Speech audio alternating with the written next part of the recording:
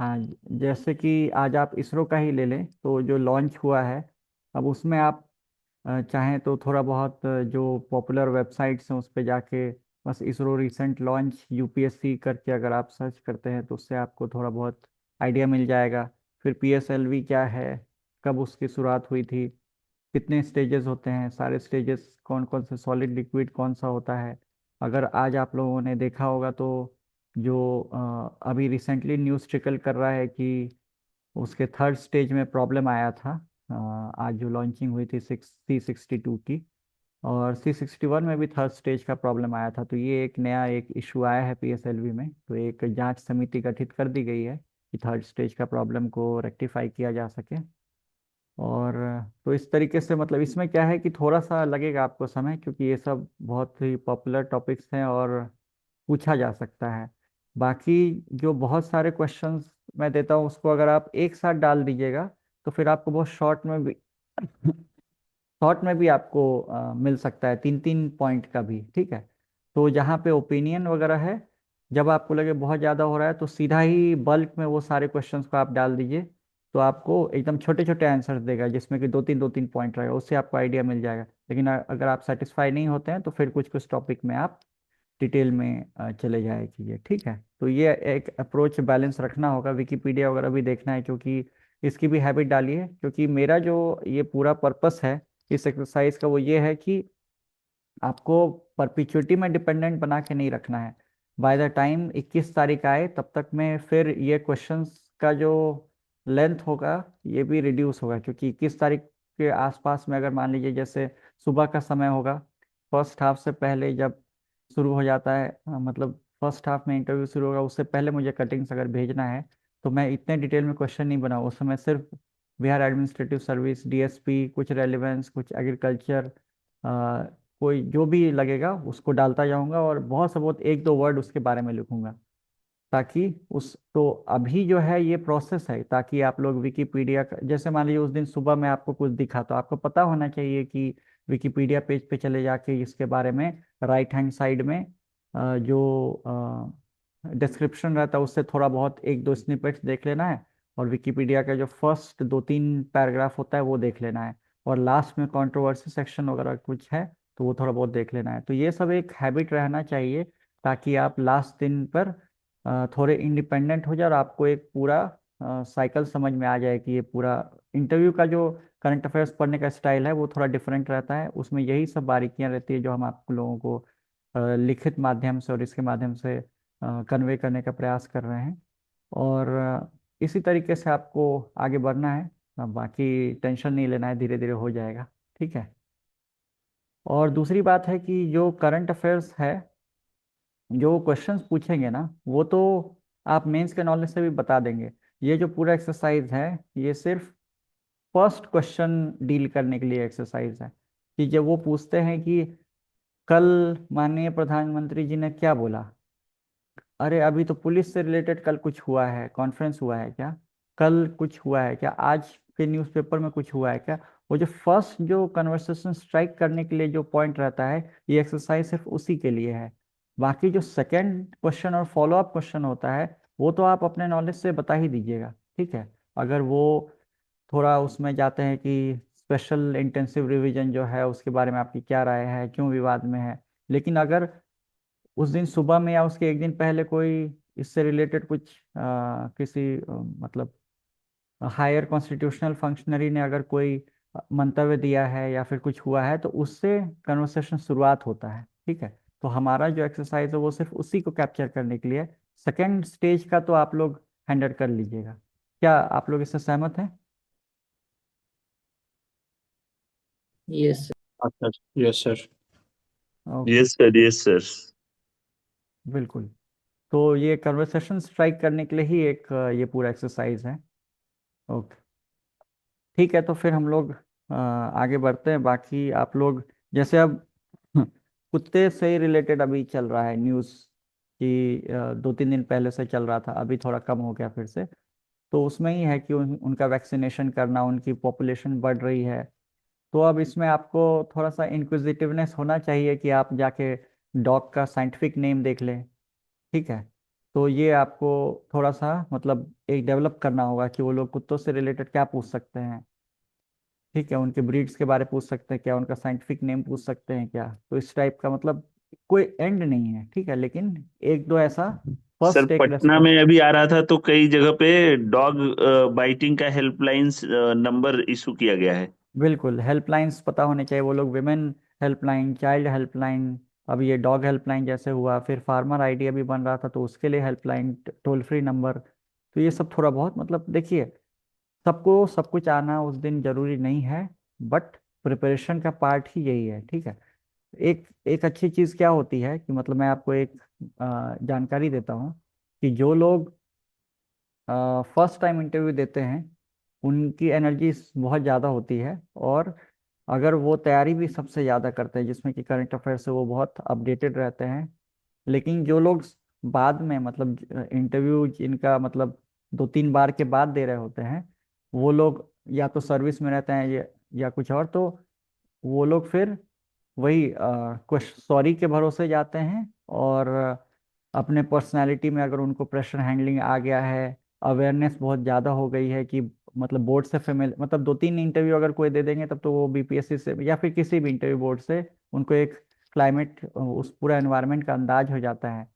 तो इसीलिए फिर लेकिन उसके बाद वो जो एक जो स्पार्क जो रहता है ना, जो करंट अफेयर्स पढ़ने से आता है या फिर एकदम रियल अवेयरनेस से आता है, वो हल्का सा रिड्यूस हो जाता है। बट तो ये मतलब एक मतलब ट्रेड ऑफ है। ठीक है, दोनों ही अप्रोच में एक ट्रेड ऑफ है। तो आप लोग अभी इस इनिशिएटिव के पार्ट हैं तो आप लोग प्रयास कीजिएगा कि वो एक स्पार्क कॉन्फिडेंस आपके चेहरे पे दिखे कि हाँ ठीक है, कुछ भी आप पूछिए, हम उससे रिलेटेड करंट अफेयर्स देख कर आए हैं। ओके, ठीक है, तो हम लोग अब शुरू करते हैं। आई थिंक एक आपको ब्रॉड आइडिया मिल गया कि इस इनिशिएटिव का अपसाइड क्या है और डाउन साइड क्या है। ठीक है, और क्या इसका मतलब इससे बेनिफिट्स हो सकता है। ठीक है, तो हम लोग अब शुरू करेंगे, क्वेश्चंस की तरफ जाते हैं।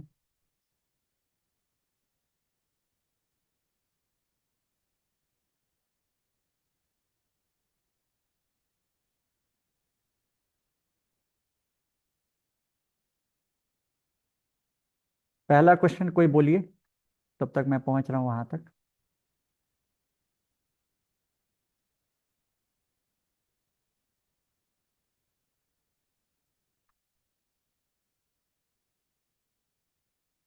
आवाज आ रही है? Yes sir. हाँ, फर्स्ट क्वेश्चन क्या था इसरो वाला? इसरो का इस साल का फर्स्ट मिशन क्या है? तो ओके, PSLV C62। अच्छा ठीक है, इससे पहले आप लोग वो एक्सरसाइज कर लीजिए।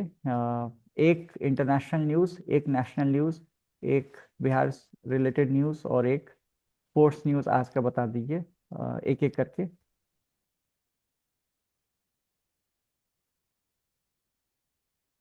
हेलो। हाँ हाँ, निवेदिता बोलिए।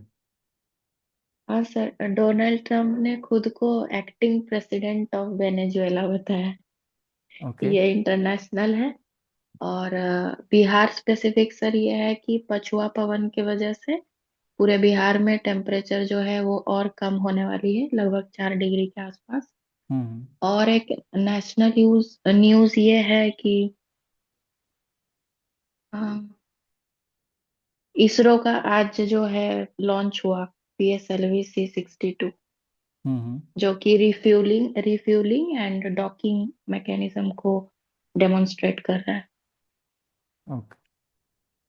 सर थैंक एक और कोई? बिहार बिहार रिलेटेड न्यूज़ ये है कि बिहार के जो वित्त मंत्री हैं उन्होंने बिहार के लिए बात रखी है कि बिहार के जीएसडीपी का अभी तक जो 3% लोन लेने की अनुमति थी उसको बढ़ा करके 5% किया जाए।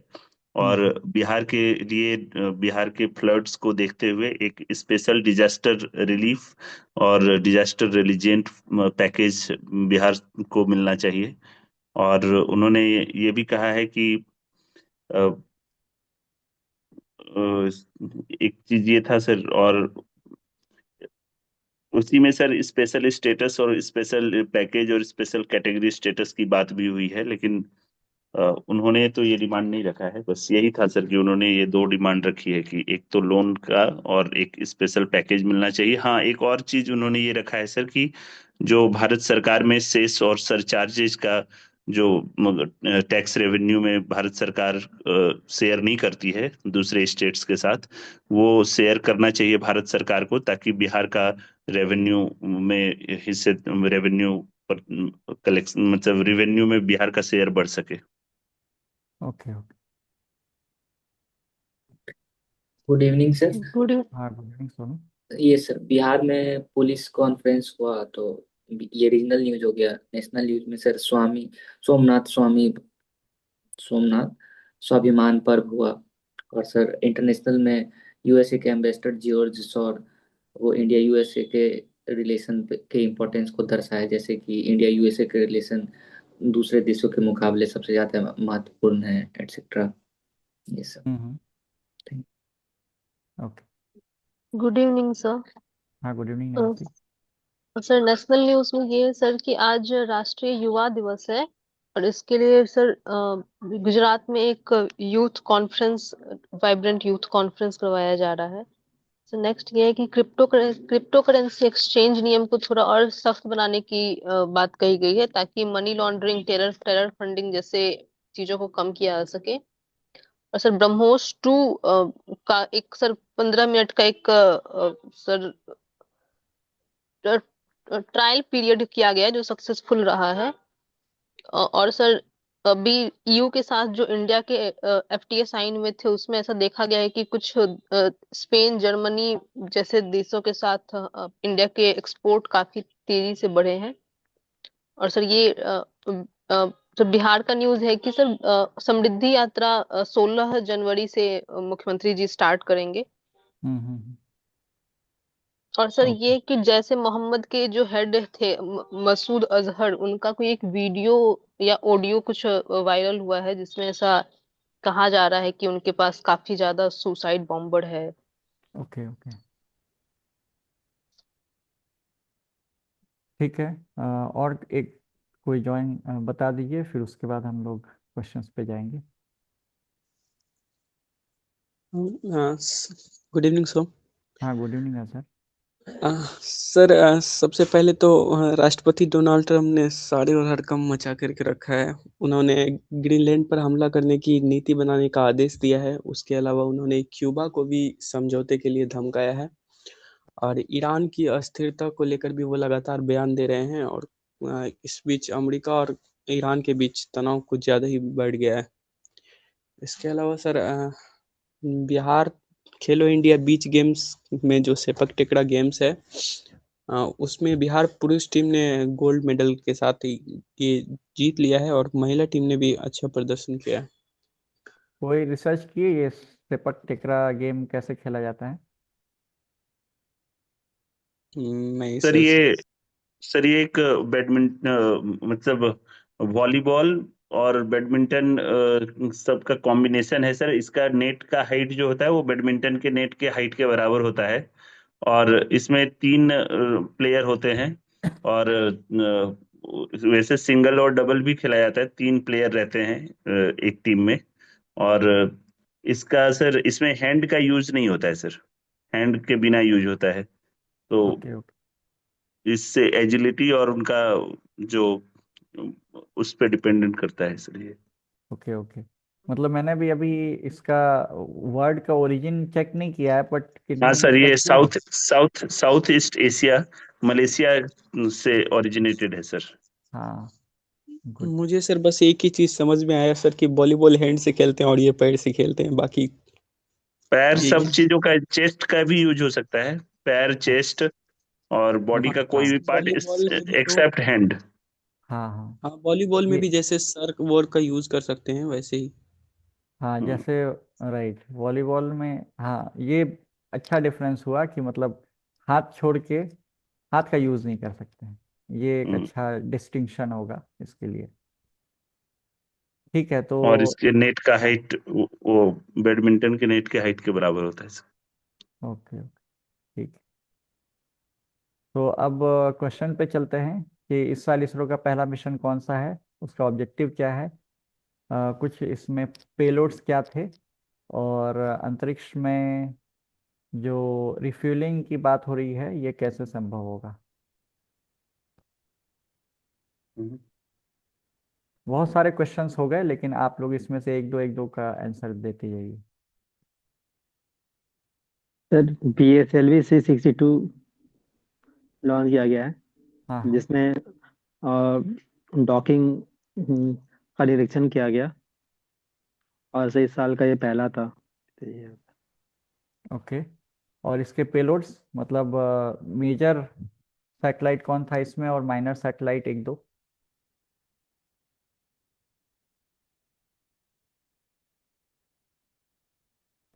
सर मेजर सैटेलाइट में EOS-N1 जिसको अन्वेषा कहते हैं, और माइनर में गुड। सर 14 या 15 कहीं कहीं दिखा कि वो को पैसेंजर सैटेलाइट भी है, भारत के हम्म। और विदेशों के भी। ठीक है। और वो जो फ्यूल का रिफ्यूलिंग वाला जो था वो उसका सैटेलाइट कौन सा है, वो जो डिमॉन्स्ट्रेट करेगा। ऑर्बिट ऑर्बिट एड आयुल वाला। Set sir. हाँ, आयुलसैट ऑर्बिट एड वाला। ठीक है। उसके अलावा एक यूरोप का भी या फिर स्पेन का के रिसर्च से किड KID करके भी है। तो ये सारे हैं, लेकिन अभी न्यूज़ आ रही है कि थर्ड स्टेज में प्रॉब्लम आया है, तो मिशन जो है वो फेल्योर के कैटेगरी में जाएगा ये। ठीक है। ओके। और अब नेक्स्ट पे आ जाइए, हाई कोर्ट जस्टिस को रिमूव करने का क्या प्रोसेस होता है। सर आर्टिकल 217 में इसका मेंशन है, अगर प्रूवन मिस बिहेवियर या कैपेसिटी हो तो हाई कोर्ट के जज को हटाया जा सकता है। प्रोसेस के बारे में कुछ कह सकते हैं, जैसे कि सर दोनों हाउस में पहले 50 ईच 50 मेंबर्स का ये चाहिए, इसमें साइन चाहिए। फिर स्पीकर ये एक्सेप्ट कर सकते हैं इनको। फिर इंक्वायरी बैठाई जाएगी, तो इंक्वायरी कमेटी में 3 मेंबर होंगे, एक सुप्रीम कोर्ट के जज, एक हाई कोर्ट के एक डिस्टिंग्विश जूरिस्ट। फिर इनके जो डिसीजन आएगा उसके हिसाब से स्पीकर जो स्पेशल मेजोरिटी का प्रोसेस है कि 50% से ज़्यादा प्रेजेंट होने चाहिए और 2/3 वोटिंग होने चाहिए। उसके बाद प्रेसिडेंट को भेजा जाएगा, और प्रेसिडेंट इसमें साइन करेंगे तो इम्पीच कर दिए जाएंगे। ओके। ठीक है। और कोई अपनी भाषा में बोलेंगे शॉर्ट में। ये काफ़ी अच्छी, ये सही था। और भी कोई बोलना चाहेंगे। सर दो ग्राउंड पे सर जजेस को रिमूव किया जा सकता है, मिसबिहेवियर एंड इनकैपेसिटी। सर इसका जो प्रोसेस होता है, पहले सर हमें अ, हमें सर लोकसभा में 100 सांसदों और राज्यसभा में 50 सांसदों का हस्ताक्षर चाहिए होता है इसके लिए, रिजोल्यूशन मूव करने के पहले। और फिर सर उसके बाद एक इंक्वायरी कमेटी बैठती है, अगर उसमें वो दोषी पाया जाता है तो सर फिर वोटिंग होती है, और फिर ये बिल प्रेसिडेंट के पास जाता है सर। ओके। ठीक है। अब SIR के बारे में बता दीजिए, SIR का फुल फॉर्म क्या होता है। सर स्पेशल SIR का full form special intensive revision. Revision. Okay. ये प्रक्रिया विवाद में क्यों है। सर ये बिहार फर्स्ट स्टेट था जहां पे SIR को लागू किया गया, और इसका विवाद सर इसलिए आया क्योंकि इसमें कम समय में इलेक्शन कमीशन ऑफ इंडिया ने बहुत सारे नेम्स को हटाए इलेक्टोरल रोल से। तो अपोजिशन का कुछ एलिगेशंस है कि इसमें कुछ जो डिजर्विंग कैंडिडेट्स था उनका भी नाम हटा दिया गया है। तो हम्म। इस वजह से सर ये विवाद में आया था। ओके। सर और कोई। में इसलिए आया था क्योंकि ऐसे एलिगेशंस लगाए गए थे अपोजिशन पार्टीज द्वारा कि ये सेलेक्टिवली सर वोटर लिस्ट को मैनिपुलेट कर रहा है, और डुप्लीकेट वोटर्स को इसमें रिमूव नहीं किया गया है, जो कि ओके। सर इनकम्बेंट गवर्नमेंट को फायदा पहुंचा रही है। हम्म। ओके। और और सर कोई। जो इसमें प्रवासी लोग हैं उनको प्रवासियों को इसमें समस्या आ रही है सर। हम्म। जो बाहर रहते हैं उनके लिए दस्तावेज प्रक्रिया में शामिल होना कठिन हो रहा है, इसलिए भी। ठीक। सर, जो बूथ लेवल ऑफिसर्स हैं उनके ऊपर बहुत ओवर बर्डन है। मतलब स्कूल के साथ ये सब मैनेज करना उनके लिए बहुत ओवर बर्डन हो रहा है, तो इस वजह से कहीं कहीं आत्महत्याएं भी देखने को मिली है। ओके, कोई शॉर्ट में अब समराइज करेंगे इसको। और दूसरी बात, ये तो विवाद में हो गया, और समाधान मतलब क्या क्या बेहतर कर सकते हैं। तो जैसा कि सर इलेक्शन इस कमीशन हाँ बोलिए। सर इलेक्शन कमीशन को एक कॉन्फिडेंस बिल्डिंग मेजर्स लेने की जरूरत है, जहाँ पर जितने भी पॉलिटिकल पार्टी स्टेक होल्डर्स हैं, जैसे अभी रिसेंट में जो हो रहा है, पहला। दूसरा सर कि अप्रोप्रिएट टाइम दिया जाना चाहिए, ताकि टाइम का इशूज नहीं हो। और ऑफिसर्स का जो लोड बढ़ जाता है उसके प्रति भी ध्यान दिया जाना चाहिए, ताकि जो वोटर लिस्ट बने वो ट्रांसपेरेंट और फेयर हो, हमारा कोई भी जेन्युइन कैंडिडेट डिसएनफ्रेंचाइज ना हो। हम्म। ओके, तो जैसे अगर समराइज करें तो इसमें विवाद में आने का एक तो एक्सक्लूजन का रिस्क था। ठीक है, आप लोग बताए इसमें कि अगर अ, उनके पास डॉक्यूमेंट नहीं हो या फिर पहले कुछ इस टाइप का एरर रहे तो एक्सक्लूजन हो सकता है। फिर उसके बाद टाइमिंग का इशू कि बिल्कुल इलेक्शन से ठीक पहले कराना। फिर उसके बाद प्रोसीजरल ट्रांसपेरेंसी, जैसे बीएलओ को डिस्क्रिप्शन था, टाइम उनको ऑब्जेक्शन प्रोसेस को, उनका ड्यूटी था कि बार बार उनको नोटिस देना, ठीक है, मल्टीपल नोटिस देना, तो वो नहीं हो पा रहा था। फिर उसके बाद डेटा एक्यूरेसी वगैरह का भी इशू था। और अगर फ्यूचर में अगर इसको अच्छा बनाना है, लेजिटिमेट एक्सरसाइज के रूप में इसको रखना है, तो एडिक्वेट सेफ गार्ड होना चाहिए। फिर उसके बाद ग्रीवेंस रिड्रेशल यानी कि शिकायत निवारण का अच्छा अ, इसमें प्रावधान रहना चाहिए। फिर उसके बाद वोटर अवेयरनेस बहुत अच्छा होना चाहिए, ताकि ये लोकतांत्रिक समावेशी हो, मतलब डेमोक्रेटिक इंक्लूजन इसमें हो। तो ये सब टाइप की बातें आप कर सकते हैं। ठीक है, तो बेसिकली इसका ऑब्जेक्टिव जो है वो इलेक्टोरल रोल को ये क्लीन करना या फिर उसको स्वच्छ शुद्ध बनाना है। लेकिन उसके साथ साथ हमें एश्योर करना है कि ये डेमोक्रेसी के इंक्लूजन प्रिंसिपल के खिलाफ नहीं जाए, उसको कॉम्प्लीमेंट करे। ठीक है, तो इसके लिए door to door verification, multiple notices, strong claim objection mechanism, ये सब हम लोग बेहतर करने के लिए सजेशन दे सकते हैं। ठीक है। अच्छा, ये राइट टू वोट जो है वो फंडामेंटल राइट है क्या? नहीं सर, तो कौन सा राइट है ये? Sir legal right. Article sir ये लीगल राइट है। कॉन्स्टिट्यूशनल राइट है और लीगल राइट है सर। 326 में। ओके, ठीक है। और अगर हम राइट टू वोट अगर इसको डिप्राइव करते हैं तो कौन से फंडामेंटल राइट का हनन होता है? अगर इसको आर्बिट्रेरी अगर अ, तो सर आर्टिकल 19 शायद। 21। ठीक है, मतलब इक्वालिटी का भी राइट इसमें हनन होता है। फ्री एंड फेयर इलेक्शन का जो है प्रोसेस, वो भी बाधित होता है। ठीक है, तो आप लोग सही से जा रहे हैं, कोई उसमें दिक्कत वाली बात नहीं है। ओके, तो ये एसआईआर जो है सिर्फ एडमिनिस्ट्रेटिव एक्सरसाइज है या फिर पॉलिटिकल एक्सरसाइज है? ये क्या आंसर होगा आपका? Administrative exercise. Constitutional exercise. Sir constitution में आर्टिकल 324 के तहत इलेक्शन कमीशन ऑफ इंडिया को ये अथॉरिटी है कि वो समय समय पर वोटर लिस्ट को, इलेक्टोरल रोल्स को क्लीन प्यूरिफाई। करे, प्यूरिफाई करे, नेम को हम्म। रिमूव कर सकती है और नेम को ऐड कर सकती है, वोटर्स के नेम को। तो उसी प्रावधान के तहत, उसी राइट के तहत इलेक्शन अच्छा, कमीशन ऑफ इंडिया ने ये एसआईआर चला है। अगर कुछ जेन्युइन वोटर्स जो हैं, अगर उनका नाम अगर कट ही जाए तो डेमोक्रेसी तो खत्म नहीं हो जाएगी ना एक दो वोट से? क्या लगता है आपको?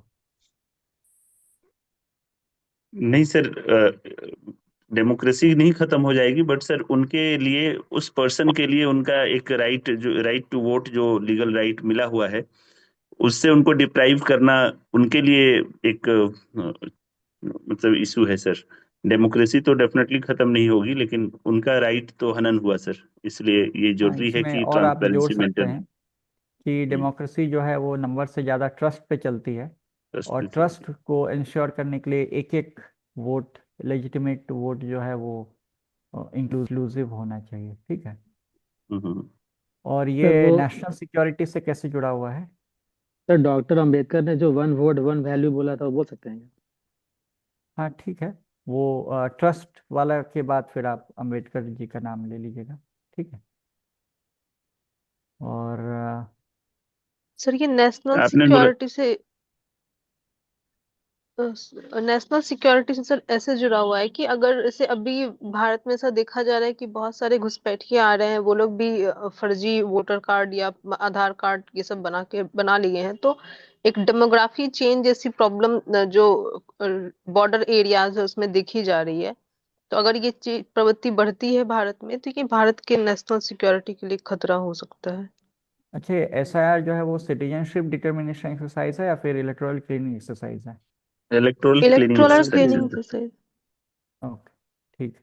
तो ये एक डिस्टिंक्शन रखिएगा कि कभी भी आपको बहुत ज़्यादा अगर प्रेशराइज कर रहे हैं बोर्ड में, तो फिर आप डिस्क्लेमर दीजिए कि सर ये सिटीजनशिप डिटर्मिनेशन एक्सरसाइज नहीं है सर, ये electoral cleaning exercise, electoral roll cleaning exercise है, या फिर तो इसीलिए प्यूरिफाई। फिर, हाँ उसके बाद फिर वो जो जो भी बात पे आपको घेरेंगे वहां से आप उसको काट सकते हैं, या फिर बोल सकते हैं कि सर ये उस दिशा के इंटेंट ही नहीं है सर इसका, इस एक्सरसाइज का वो, तो इससे आप फिर सेफली आप बाहर आ पाएंगे। ठीक है।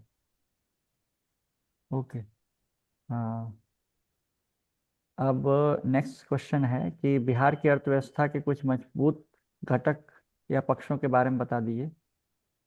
सर बिहार की जो अर्थव्यवस्था है वो सर कंटिन्यूअसली ग्रेटर देन 10% के रेट से ग्रो कर रही है। प्लस सर बिहार उन फ्यू राज्यों में आता है सर इंडिया में जिसने FRBM एक्ट का पालन सर बहुत ही सख्ती से किया है। और सर तीसरा सर हमारा सर सर्विस सेक्टर का ग्रोथ बहुत अच्छा है, टर्शियरी सेक्टर का। सर हम्म। ये ठीक। और कोई? सर इसके बिहार अलावा के मार्केट में डिमांड सर बहुत ज्यादा, मतलब डोमेस्टिक डिमांड बिहार की बहुत ज्यादा है।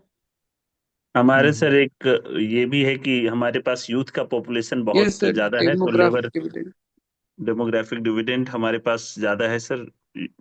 अगर हम लोग इनको प्रॉपर स्किलिंग दे सकें तो हमारा ग्रोथ और भी ज्यादा अच्छे से बेहतर हो पाएगा। फिजिकल और सरप्लस लास्ट भी है टाइम सर सर। हम लोग 13.09% से ग्रो किए थे। जी सर, रेवेन्यू सरप्लस भी है सर हमारा। हमारा जो हम्म। रेवेन्यू आ रहा है एक्सपेंडिचर से ज्यादा है वो। कैपेक्स पे भी हम लोगों ने अभी जो मूलभूत संरचनाओं के लिए कैपेक्स पे हम लोग कैपिटल कैपिटल एक्सपेंडिचर पे बहुत फोकस किया है। बिल्कुल। गुड, ये सारे पॉइंट्स बिल्कुल चंदन आप सही मतलब कीवर्ड्स पकड़ रहे हैं, और बाकी लोगों को भी हम चंदन को इसीलिए हाईलाइट कर रहे हैं ताकि आप लोग वो अप्रोच एक बार पकड़े। ठीक है, कीवर्ड्स में बात करने का। लंबे लाइन तो बिल्कुल बोलना होता है कभी कभी जब, लेकिन अभी प्रिपरेशन का फेज है, तो ये सब वर्ड्स और अगर कुछ कुछ आपके इसमें आ जाए तो अच्छा रहेगा। ठीक है। और भारत की अर्थव्यवस्था में वैश्विक अस्थिरता, टैरिफ के बावजूद बढ़ोतरी रहने का अनुमान है, ऐसा क्यों? सर इसका सर मुख्य कारण ये है सर कि भारत की जो इकोनॉमिक ग्रोथ है वो कंजम्पशन लेड है सर। और जैसे चाइना की जो ग्रोथ है सर वो एक्सपोर्ट लेड है, बट इंडिया, भारत की जनसंख्या ज़्यादा है। और सर मैकेंजी के एक रिपोर्ट के हिसाब से इंडिया 2035 में पूरे वर्ल्ड का 40% कंजम्पशन इंडिया में होगा। तो सर एक रीज़न ये हो गया। दूसरा सर कैपेक्स पे बहुत ज़्यादा कंसिस्टेंटली हमारा सर एक्सपेंडिचर बढ़ रहा है, तो इससे सर मल्टीप्लायर इफेक्ट होता है। दो गुड, सर हो गए। ये भी अच्छा कीवर्ड है, मल्टीप्लायर ऑफ। और सर तीसरा सर मैं जो रिफॉर्म्स कैरी कैरी किए गए हैं, जैसे कि सर GST रिफॉर्म्स, फिर से PLI स्कीम्स, इनके थ्रू सर मैन्युफैक्चरिंग ग्रोथ काफ़ी बढ़ा है सर, तो इसके कारण सर हमारा इकोनॉमिक ग्रोथ बहुत अच्छा हुआ। गुड, ठीक है। और जीएसटी कुछ को ट्रांसफॉर्म करके सर जो परचेजिंग पावर कैपेसिटी है पर पर्सन का, उसको बढ़ाया गया है सर, कि चीजों को रेट का सस्ता करके वो। एक्सपोर्ट ठीक को है। डाइवर्सिफाई किया गया है कंट्री के साथ एफटीए करके, जैसे ओमान, न्यूजीलैंड, ये सब। ठीक। अगला चलते हैं थोड़ा जीएसटी की तरफ, कि जीएसटी कब लाया गया और किस संविधान संशोधन से लाया गया? जीएसटी सर 101 कॉन्स्टिट्यूशनल अमेंडमेंट के तहत 2017 में लाया गया। ओके। 1 जुलाई। हाँ, 1 जुलाई। ठीक है। और इसमें अभी कितने स्लैब्स हैं? सर 4। अभी सर 2 है, अभी 2 हैं सर। 5%, 18%। 5 और 18। ओके। और कितने आइटम्स एग्जाम्प्ट हैं? मतलब कुछ एग्जाम्प्ट आइटम्स के नाम बताइए। पेट्रोल, सर सिगरेट, जैसे petrol, steel diesel, steel alcohol, products. हाँ बिल्कुल, अल्कोहल सारा या फिर तंबाकू, alcohol for human consumption? Alcohol for human consumption okay. वो नहीं है। और इन्हीं पे जीरो स्लैब भी है क्या? जीएसटी जीरो भी है क्या अभी? सर रॉ मटेरियल्स, जैसे सर आटा हो गया, इसेंशियल गुड्स। अच्छा, ये जो सुधा वगैरह पैकेट रहता है दूध, उस पर जीएसटी है क्या? नहीं सर, शायद नहीं। है सर, ओके, है ठीक। पैकेट वाले पे। ठीक है, चेक कर लीजिएगा। हम्म। उसके बाद अब अगले पर चलते हैं। वर्तमान में रोजगार का स्वरूप कैसे बदल रहा है? सर सर ट्रेडिशनल से वर्तमान में रोजगार का स्वरूप टेक्नोलॉजी के माध्यम से, वैश्वीकरण, सरकारी नीतियों के कारण बदल रहा है। जैसे इसमें गीग वर्कर्स को भी एग्जाम्पल के थ्रू ले सकते हैं। फिर ऑनलाइन मार्केटिंग सर। सर रोजगार का स्वरूप सर ट्रेडिशनल से नॉन ट्रेडिशनल के रूप में देख रहे हैं। इसके फिर से हम लोग धीरे धीरे फॉर्मल सेक्टर से इनफॉर्मल सेक्टर भी देख रहे हैं।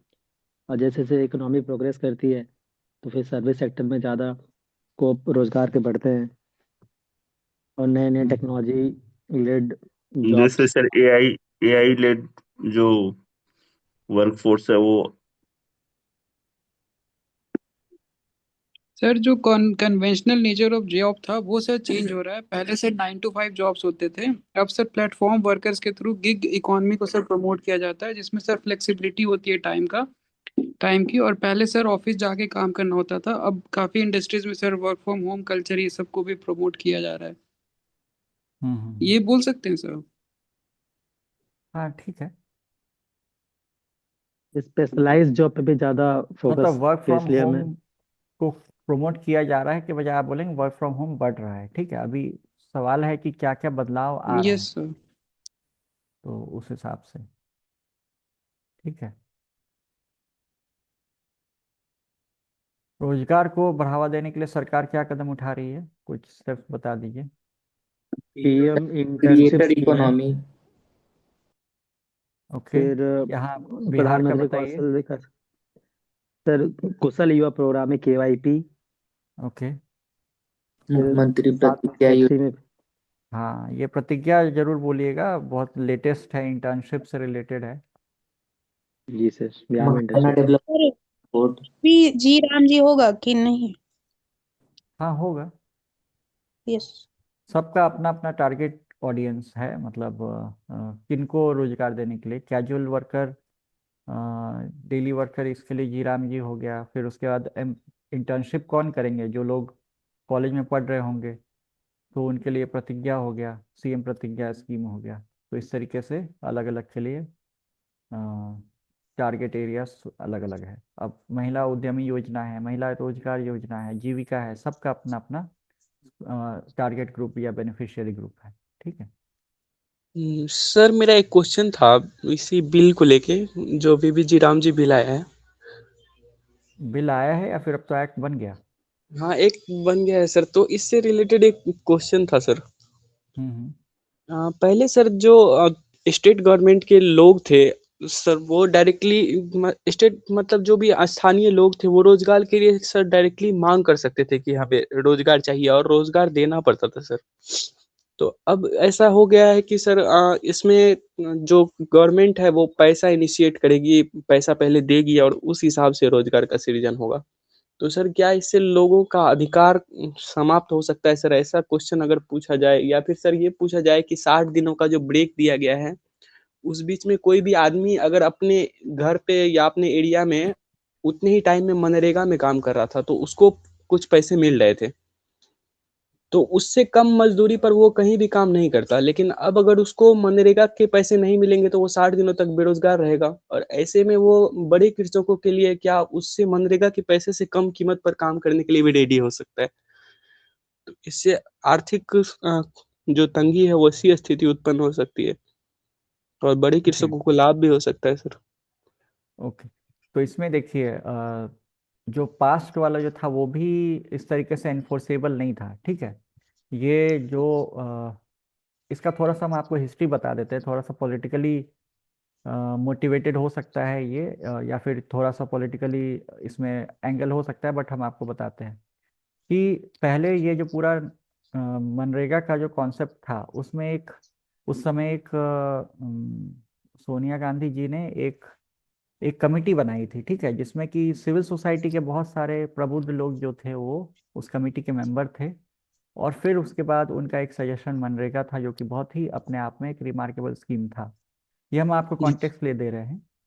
जी सर। तो उसके बाद जब ये स्कीम आई तो बहुत रेवोल्यूशनरी स्कीम थी, और इसमें इसने ग्रामीण क्षेत्रों में बहुत ही बॉटम से जो ये था सैलरी था उसको रेस किया, ठीक है, मिनिमम बार जो था उसको रेस किया, इसमें इसकी भूमिका थी। और इसमें 100 दिन का रोजगार की गारंटी थी। तो उसमें क्या होता था कि रोजगार देना ही पड़ता था, ऐसा नहीं था, अगर आप नहीं दे पाए तो आपको उसके बदले में थोड़ा बेरोजगारी भत्ता, ये सब चीज़ें देने का उसमें प्रावधान था, ठीक है। तो इसीलिए ये वाला कि बिल्कुल मैंडेटरी था देना, तो ऐसा कुछ भी नहीं था।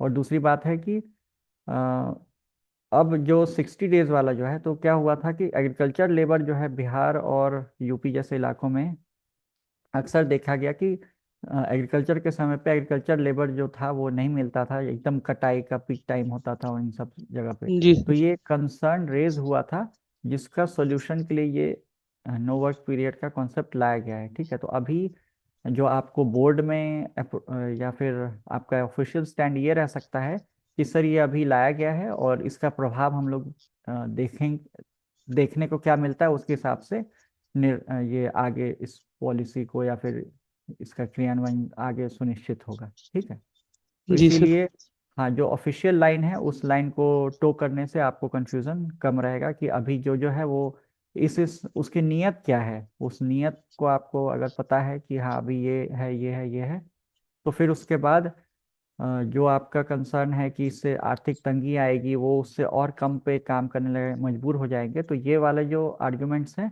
उससे पहले आपको जो ऑफिशियल आर्गुमेंट देना है, और फिर उसके बाद अगर वो फर्दर टो करते हैं तब आपको बोलना है कि सर ये आशंकाएं व्यक्त की जा रही हैं, ठीक है। जी sir. Okay. Okay, thank you sir. Okay, welcome. और ठीक है, तो हम लोग अब मॉक इंटरव्यू की तरफ बढ़ते हैं। अ, सबसे पहले आई थिंक ज्योति कुमारी ने मुझे मैसेज किया था कि वो अ, शायद थोड़ा लेट से ज्वाइन करेंगी, तो ट्राई करेंगे कि वो मतलब बाद में देने का आज ही, नहीं तो फिर वो एब्सेंट रहेंगी। फिर उसके बाद अनुकृति, आप आई हैं क्या, जुड़ पाई हैं? Yes, sir. Okay, great.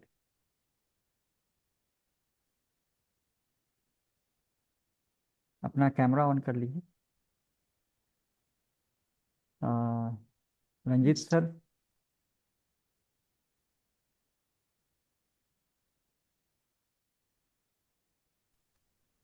जी रवि सर। हाँ, वेलकम सर। सबसे पहले तो सभी बिकमिंग ऑफिसर्स को बहुत बहुत बधाइयाँ। कि आप अब अपने करियर के उस पड़ाव पे हैं जहाँ आप गौरवान्वित महसूस कर सकते हैं थैंक और यू आपके सर। परिवार भी। तो थैंक यू आप सभी अंजलि। को बहुत बधाई, बहुत बहुत बधाइयाँ। इस व्यक्तित्व परीक्षण के इस चरण में आप लोग बहुत अच्छे से लगे हुए हैं। बीच बीच में प्रीति मैडम और अर्नब सर बताते ही हैं, और रवि सर तो आपके साथ जुड़े ही हुए हैं निरंतर रूप से। तो मैं अपने बारे में कुछ बताना चाहूँगा। मैंने 64वीं में ये 64वीं मैंने क्लियर किया था। उसके बाद 65वीं के भी इंटरव्यू में मैंने अच्छा स्कोर किया था। उस आधार पर मैं अपने कुछ इनपुट्स आपसे शेयर करना चाहूँगा, और साथ ही सर के साथ मॉक इंटरव्यू में भी शामिल आप लोगों से कुछ सवाल पूछूंगा। तो रवि सर को धन्यवाद, आपने मुझे मौका दिया। और सर आप सबसे इट्स आवर थोड़ा सा प्लेजर क्षमा चाहूँगा सर। कि मैं रेगुलर रूप से जुड़ नहीं पाता हूँ, क्योंकि और भी जिम्मेदारियां हैं मेरे ऊपर। जी रवि सर। हाँ सर, आप कुछ एक्सपीरियंस शेयर कर रहे थे। जी, अभी तक मैंने देखा ग्रुप में बहुत चीज़ें शेयर की गई हैं। मैडम ने भी शेयर किया है, और प्रणव सर ने भी शेयर किया है, और जैसा कि आपके द्वारा रेगुलर बेसिस पे किया ही जाता है। इसमें मैं कुछ जो लास्ट क्षण का जो है, लास्ट मोमेंट पे जो, जब इंटरव्यू हम लोग जब देने के लिए तैयार होते हैं, बिल्कुल ही एकदम, जब अंदर चेंबर में जाने का समय होता है, बोर्ड के सामने उपस्थित होने का समय होता है, उस समय का मैं कुछ एक्सपीरियंस शेयर करना चाहूँगा। हमारे एक सीनियर हैं जो अभी बिहार सरकार में ही है। तो उन्होंने मैं मुझे इंटरव्यू के दौरान बहुत अच्छी अच्छी बातें बताई थी। तो उन्होंने सबसे पहले अभी इसमें मैं देख भी रहा था कि इन्हीं का हॉबी योगा है, योगा मेडिटेशन है। तो योगा जो सांस की प्रक्रिया है, वो काफ़ी मदद करता है। तो जब आपको बुलाया जाता है अंतिम रूप से बोर्ड के समक्ष जाने के लिए, तो उस दौरान जो है आपका थोड़ा सा वेटिंग पीरियड होता है, 5-10 मिनट का। उस बीच में आपको सामने आईना भी दिखेगा, वहाँ पे आईना भी लगा हुआ रहता है हॉल में। उस दौरान आप अपने आप को जो है सहज करवाने के लिए डीप ब्रीदिंग कर सकते हैं। और डीप ब्रीदिंग करने के बाद जो है आप थोड़ा सा सहज हो जाएंगे, क्योंकि ऑक्सीजन जाएंगी। तो ऑब्वियस है कि आपका जो है माइंड थोड़ा हल्का होगा। और अंदर जाने का प्रक्रिया तो आपको मालूम ही है कि सबसे पहले ग्रीटिंग करना है, पूछना है, और तब तक बैठना नहीं है जब तक कि बैठने के लिए कहा नहीं जाए। और बैठते ही उसके बाद सबसे पहले धन्यवाद देना है। बोर्ड के जो अध्यक्ष होते हैं वो बीच में रहते हैं। और वो वहाँ पे जाने के बाद सब बिल्कुल भी घबराना नहीं है, क्योंकि वहाँ पे सबसे पहले आपको सहज करवाया जाता है। सहज करवाने के लिए बहुत छोटे छोटे क्वेश्चन, पहले तो नाम से शुरुआत किया जाता था, लेकिन अब नाम नहीं पूछा जाता है जहाँ तक मुझे पता है। और अब इधर डिस्ट्रिक्ट के बारे में भी बहुत कम पूछा जाता है। तो सहज करवाने के लिए आपका ग्रेजुएशन ईयर, ग्रेजुएशन सब्जेक्ट, इस बीच क्या कर रहे थे, ये सब सवाल जो है पूछा जाता है। तो फिर भी आपको लगता है कि हाँ, थोड़ा मेरे अपने वाक्यों में थोड़ा सा हड़बड़ाहट हो रही है, या फिर बोलने में हड़बड़ाहट हो रही है, तो आप थोड़ा बहुत जो है पॉज ले सकते हैं। और एक और बात बताया था उन्होंने कि जैसे वहाँ पे आई कांटेक्ट करना बहुत ज़रूरी होता है। तो बहुत बच्चे जो है आई कांटेक्ट नहीं कर पाते हैं। तो उन्होंने बताया था कि जब आई कांटेक्ट में अगर ऐसा लगता है शुरुआती चरण में कि आपको दिक्कत हो रही है आपको आई कांटेक्ट करने में, तो आप जो है, जो भी आपसे सवाल पूछ रहे हैं, हालांकि सभी की तरफ देखना होता है, बोर्ड मेंबर्स की तरफ बीच बीच में, तो आप उनके सर के बालों को देखिए। बड़ा अच्छा बात उन्होंने बताया था। तो उन्हें लगा कि आपका वो आई कांटेक्ट है आपका, और आप इससे आपका जो है दोनों काम हो जाएगा। आई कांटेक्ट भी हो जाए, उनको लगेगा कि आई कांटेक्ट भी हो रहा है, और आपका भी काम हो जाएगा।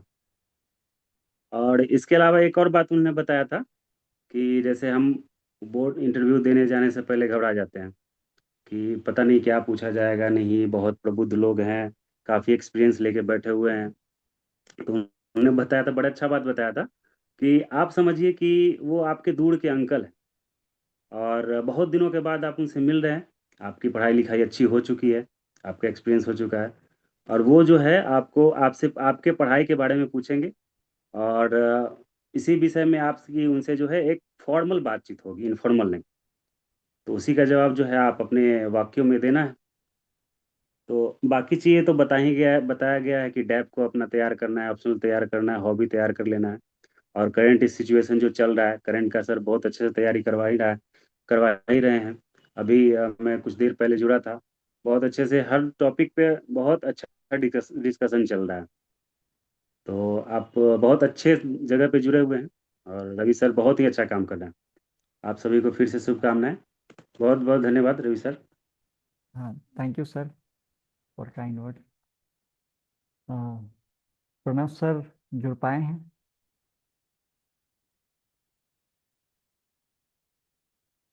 प्रणव सर, आई थिंक आज व्यस्तता है सर की भी। ठीक है, अनुकृति आप अपना कैमरा ऑन करके। जुड़े हैं सर, वो थोड़ा सा। ओह, हाँ, great sir. Thank you thank you. Good evening sir.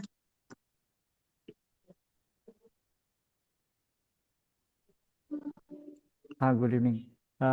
अनुकृति आप कहाँ से जुड़ रही हैं? सर मैं सीतामढ़ी से जुड़ रही हूँ। अच्छा अच्छा, कंफर्टेबल है? Yes sir. Okay.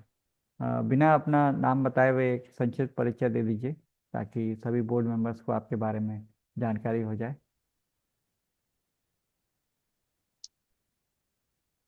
Yes sir. Sir मेरी प्राथमिक और माध्यमिक विद्यालय मेरे गांव के स्कूल से ही हुई है।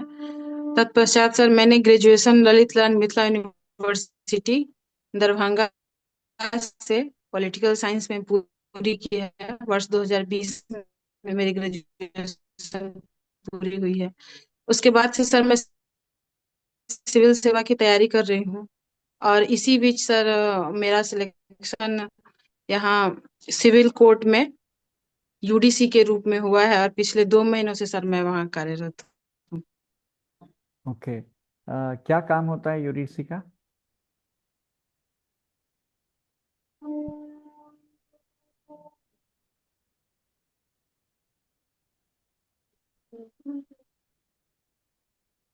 आपका नेटवर्क इशू है थोड़ा। सर यूडीसी का कार्य मुख्य रूप से कागजों और फाइलों का जो प्रबंधन होता है कोर्ट के अंतर्गत वो होता है। और जो जरूरी डॉक्यूमेंट्स होते हैं वो संबंधित वकील और जज को पहुंचाना होता है। Okay yes okay, sir. ठीक है, थोड़ा सा नेटवर्क इशू है। अगर आप थोड़ा बेहतर नेटवर्क क्षेत्र में आ जाते तो बेहतर रहता। या फिर हम लोग कंटिन्यू करते हैं। Yes sir. Yes sir. तो ये अगर अक्सर देखा जाता है, आप तो अब जुडिशियल न्यायपालिका से जुड़ गई हैं, तो ये जुडिशियल डिले का दो प्रमुख कारण क्या है?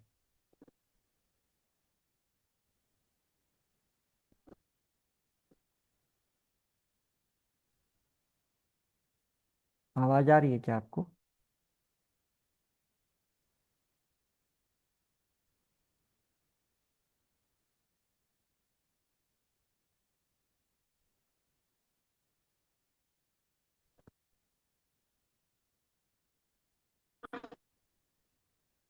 आई थिंक नेटवर्क इशू है। हम लोग सर सॉरी सर, थोड़ा इंटरप्ट करने के लिए, अगर वो अपना वीडियो बंद करके बस सर ऑडियो चला एक तो तो। कारण हाँ है हाँ, सर ठीक है, कि ये सबसे अच्छा अधिक आइडिया है। स्टाफ की सर कमी है। और दूसरा सर हम्म। डिजिटलाइजेशन होना भी जरूरी है सर, क्योंकि कागजे और केसेस के मामले बहुत ज्यादा होते हैं सर। तो हम्म। डिजिटलाइजेशन होगा तो वहां तक पहुंच आसान होगी। ओके ओके, ठीक है। आप थोड़ा बहुत आपकी ट्रेनिंग हुई है तो कुछ कानून की भी जानकारी हुई है, या फिर अभी सिर्फ फाइलों का ही मतलब ये आदान प्रदान करना भी आप सीखी हैं? कितने दिन हो गए आपको एज यूडीसी?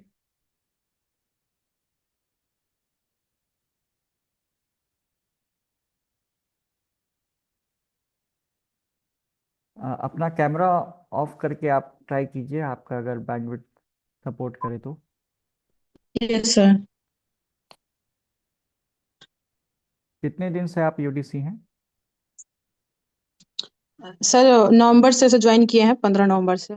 तो पिछले सर अच्छा, 2 ढाई महीने से ही वहाँ पे तो कार्य कर रहे हैं। अभी अभी कुछ कानून की भी जानकारी हुई है? ये सर किस मोरलेस थोड़ा बहुत सर, अलग अलग डिपार्टमेंट्स में सर घुमा के दिखाया जा रहा है, अभी ट्रेनिंग पीरियड सर एक तरीके से। अच्छा, मेजरली कौन से डिपार्टमेंट्स हैं? नकल डिपार्टमेंट होता है, क्या होता है, ये सब क्या है? यस। यस सर, एक कौन- नकल डिपार्टमेंट होता है। उसका बाद सर एक पत्राचार का होता है। और उसके बाद सर अलग अलग कोर्ट होते हैं, जैसे SC ST, POCSO, juvenile juvenile justice board, ऐसे करके सर यही सब ओके ओके। तो ये मुख्य जुवेनाइल है।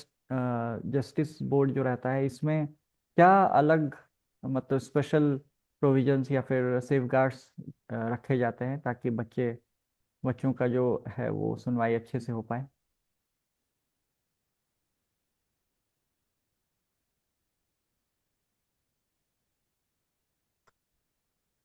18 वर्ष से नीचे के होते हैं। और सर एक एक स्पेशल प्रोविजन इसमें ये हम मैंने देखा है अभी कुछ दिनों में, कि पीछे से गेट होता है सर, वहां से उनको लाया जाता है, एकदम सामने से नहीं लाया जाता। और फिर जज उनका बयान लेते हैं या फिर सुनते हैं कोई भी मैटर, उनको डायरेक्ट कोर्ट में नहीं पेश किया जाता है सर। अच्छा, आपकी जॉब बोरिंग है या फिर आपको अभी तक कैसा लग रहा है? नहीं सर, अभी तो बहुत कुछ सीखने को मिल रहा है सर, नया नया चीज, तो बहुत अच्छा लग रहा है सर। अच्छा, ये अग्निवीर जानते हैं अग्निवीर स्कीम? Yes sir. किस संबंध का है ये? किनसे रिलेटेड है ये? सर ये आर्मी से रिलेटेड है सर। अच्छा, तो उन सर लोगों 12वीं को पास करने के बाद सर इसमें। ठीक है, तो उन लोगों के लिए एक केंद्र सरकार ने एक गाइडलाइन लाया है कि जब तक आप परमानेंट सोल्जर नहीं बन जाते हैं तब तक आप शादी नहीं कर सकते हैं। तो तो क्या ये कॉन्ट्रैक्ट एक्ट के हिसाब से वैलिड कॉन्ट्रैक्ट है? मतलब क्या इस प्रकार का फाउंडेशन लगाया जा सकता है? यस सर, अगर पीछे का रिकॉर्ड देखा जाए तो आर्मी जिस तरह की सर्विस है उसमें इससे पहले भी कई इस तरह के क्लॉज होते हैं, कि कोई एक सर्टन जो ये होता है, ट्रेनिंग होता है, उस दौरान आप शादी नहीं कर सकते, इस तरह का क्लॉज सब पहले से भी था। तो सर मुझे, अगर और ये इसमें सर एज भी बहुत कम है अग्निवीर में भर्ती होने के लिए, तो फिर मुझे नहीं हम्म। लगता है कि ये ज्यादा बाउंडेशन है। ओके, 21 से ज़्यादा अगर एज है तो क्या हम लीगली किसी को फोर्स कर सकते हैं कि वो शादी नहीं करे? मतलब ये कोर्ट ऑफ लॉ में जुडिशियल स्क्रूटनी स्टैंड करेगा? सर 21 साल से अधिक के जो भी व्यक्ति हैं सर, उनको फोर्सफुली तो नहीं मना किया जा सकता है, बट वो सर्टेन किसी सेवा से जुड़ने जा रहे हैं तो सर उसके नियम के तौर पे उसको माना जा सकता है सर। वो अगर कोर्ट जाएंगे तो मतलब अगर सरकार उनकी नौकरी टर्मिनेट कर देती है, वो कोर्ट जाएंगे तो वो जीतेंगे कि हार जाएंगे? सर वो जीतेंगे नहीं सर, वो हार जाएंगे मेरे हिसाब से। अच्छा ठीक है, देखिएगा इस पे। सर, इनका पॉलिटिकल साइंस और हिस्ट्री ऑप्शनल है, तो क्वेश्चन पूछ सकते हैं। Thank you Ravi sir. तो मैडम आपका ग्रेजुएशन का सब्जेक्ट पॉलिटिकल साइंस है और ऑप्शनल यस हिस्ट्री है। सर। दोनों में से यस कौन सर। सा सब्जेक्ट ज़्यादा अच्छा है? सर एक तो दोनों ही अच्छे हैं सर, लेकिन सर मुझे पढ़ने में ज्यादा अच्छा पॉलिटिकल साइंस लगता है। तो फिर आपने ऑप्शनल हिस्ट्री कैसे लिया? इसके पीछे क्या वजह रही है आपकी? Sir yes sir. सर अगर अदर सब्जेक्ट से सर प्रीलिम्स में इसका वेटेज देखा जाए तो हिस्ट्री का ज्यादा है सर, इसीलिए इसका बेनिफिट देखते हुए सर मैंने इसको ऑप्शनल के रूप में लिया। अच्छा, तो उस आधार पे तो पॉलिटिकल साइंस का भी लगभग उसी तरह का है वेटेज।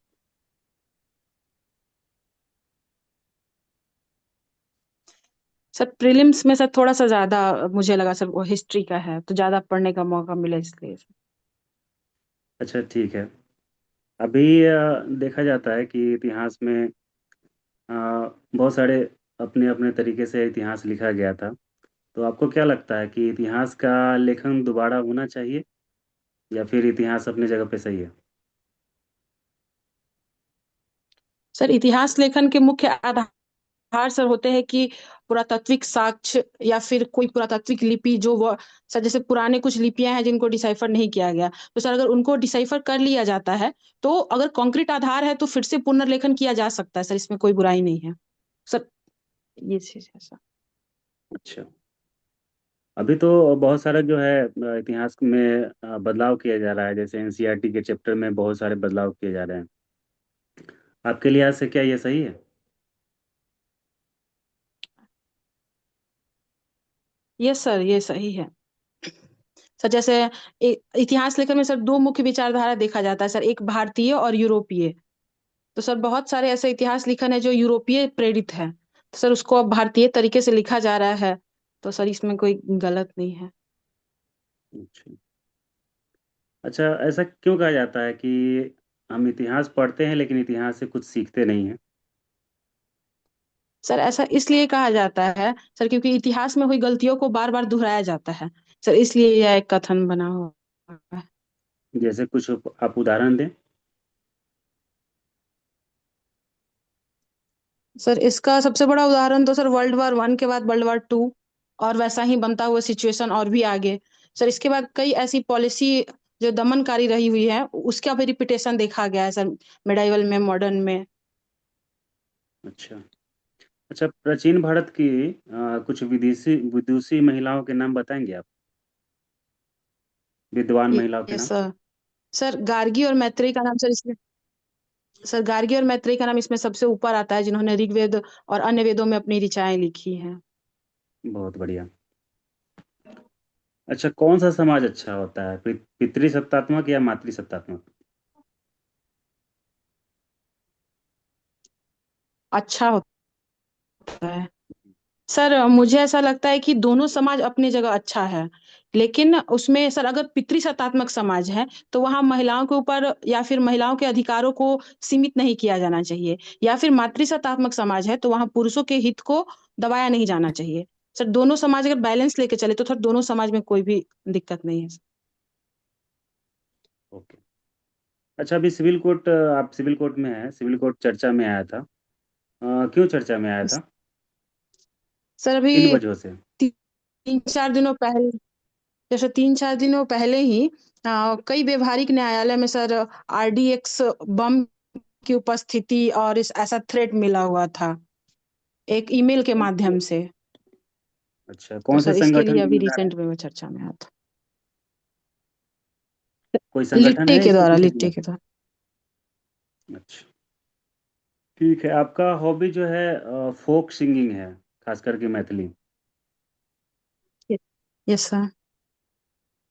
तो मैथिली में आपने इसमें शिक्षा ग्रहण की है या फिर खुद से आप करते हैं? नहीं सर, चूंकि मेरा पढ़ाई ग्रामीण इलाकों से हुआ है सर, तो यहाँ पे किसी भी अवसर पे महिलाओं के द्वारा जो गीत गाया जाता है सर, वही सुन के और वही गाते गाते सर मेरा ये एक हॉबी के रूप में डेवलप हो गया है।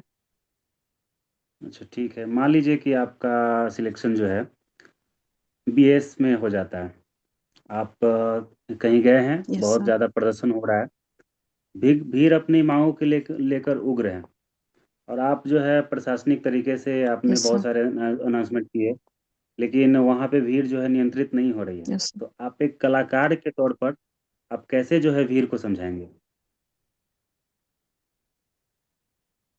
कलाकार के तौर पे सर मैं सिचुएशन देखूंगी कि वो मांग किस चीज से रिलेटेड है सर। अगर मांग से रिलेटेड कोई गीत अगर मेरे दिमाग में उस समय आ रहा होगा तो क्योंकि सर ये चीजें सांस्कृतिक रूप से लोगों के हृदय को छूती है, तो सर मैं पूरी कोशिश करूंगी कि मैं उस गीत के माध्यम से लोगों का ध्यान आकर्षित करने की कोशिश करूंगी।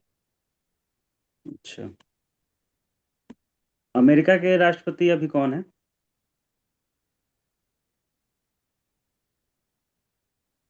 Sir Donald Trump, sir mister Donald Trump. इनको आपको एक वाक्य में आपको डिफाइन करना हो तो क्या कहेंगे? इनके बारे में आपकी क्या राय है?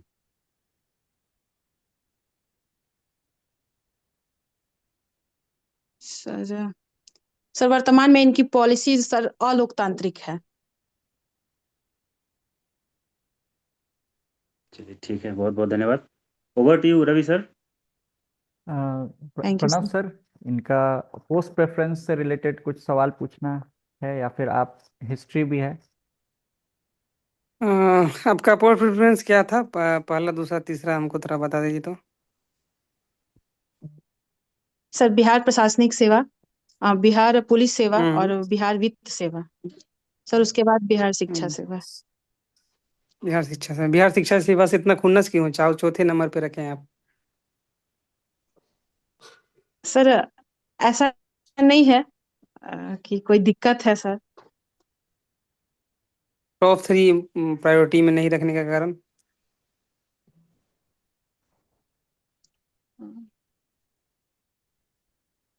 सॉरी सर, इस पे मेरे पास कॉन्क्रीट आंसर नहीं है। अच्छा अच्छा। अभी आपने बताया कि जो डोनाल्ड ट्रंप का जो तरीका है वो अलोकतांत्रिक है, कैसे? एक्सट्रीम वर्ड नहीं हो गया? कैसे सर वो जिस तरीके से, हम्म। सर जैसा एक्सट्रीम सर अभी बिहेवियर देखने को मिल रहा है अमेरिकी प्रेसिडेंट का, सर वो वेनेजुएला में राष्ट्रपति को सीधे उठा लेते हैं सर, तो ये बहुत ही अलोकतांत्रिक तरीका है सर। अच्छा, यस सर। चलिए। अच्छा, वीर कुंवर सिंह का जो योगदान 1857 की क्रांति में, वो क्या रहा? Yes sir. Hmm. Sir Veer Kunwar Singh sir एक महान नेता और देश प्रेमी थे। उन्होंने 80 वर्ष की उम्र में बिहार की तरफ से 1857 की क्रांति में सर अपना सर्वस्व निछावर कर दिया सर, और वो घायल अवस्था में भी अंग्रेजों से लड़े हैं और 1857 की क्रांति को मजबूत किया है सर। अच्छा, पटना में कौन थे 1857 क्रांति के नेता? सर पुस्तक विक्रेता पीर अली का नाम आता है सर। पीर अली। ठीक है, ठीक है सर, आप लोग पूछ चुके हैं बहुत। Thank you sir. ठीक है, आपका thank you sir. Interview over हुआ सर। कुछ फीडबैक? शुरुआत में तो नेटवर्क का इशू था, बाद में थोड़ा बेहतर हुआ।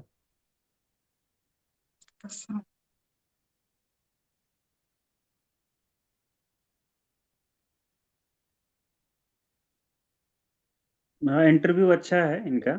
बस वीडियो रहता तो और अच्छा से इनका जो है देख पाते हम लोग।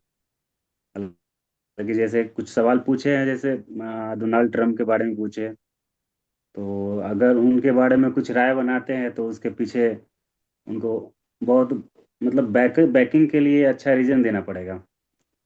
ठीक है। और जैसे मैंने दो मातृसत्तात्मक और पितृसत्तात्मक के बारे में पूछा था, उन पे भी इनका जवाब बेहतर था। कुछ और भी इसमें जो है ऐड कर सकते हैं। जी सर।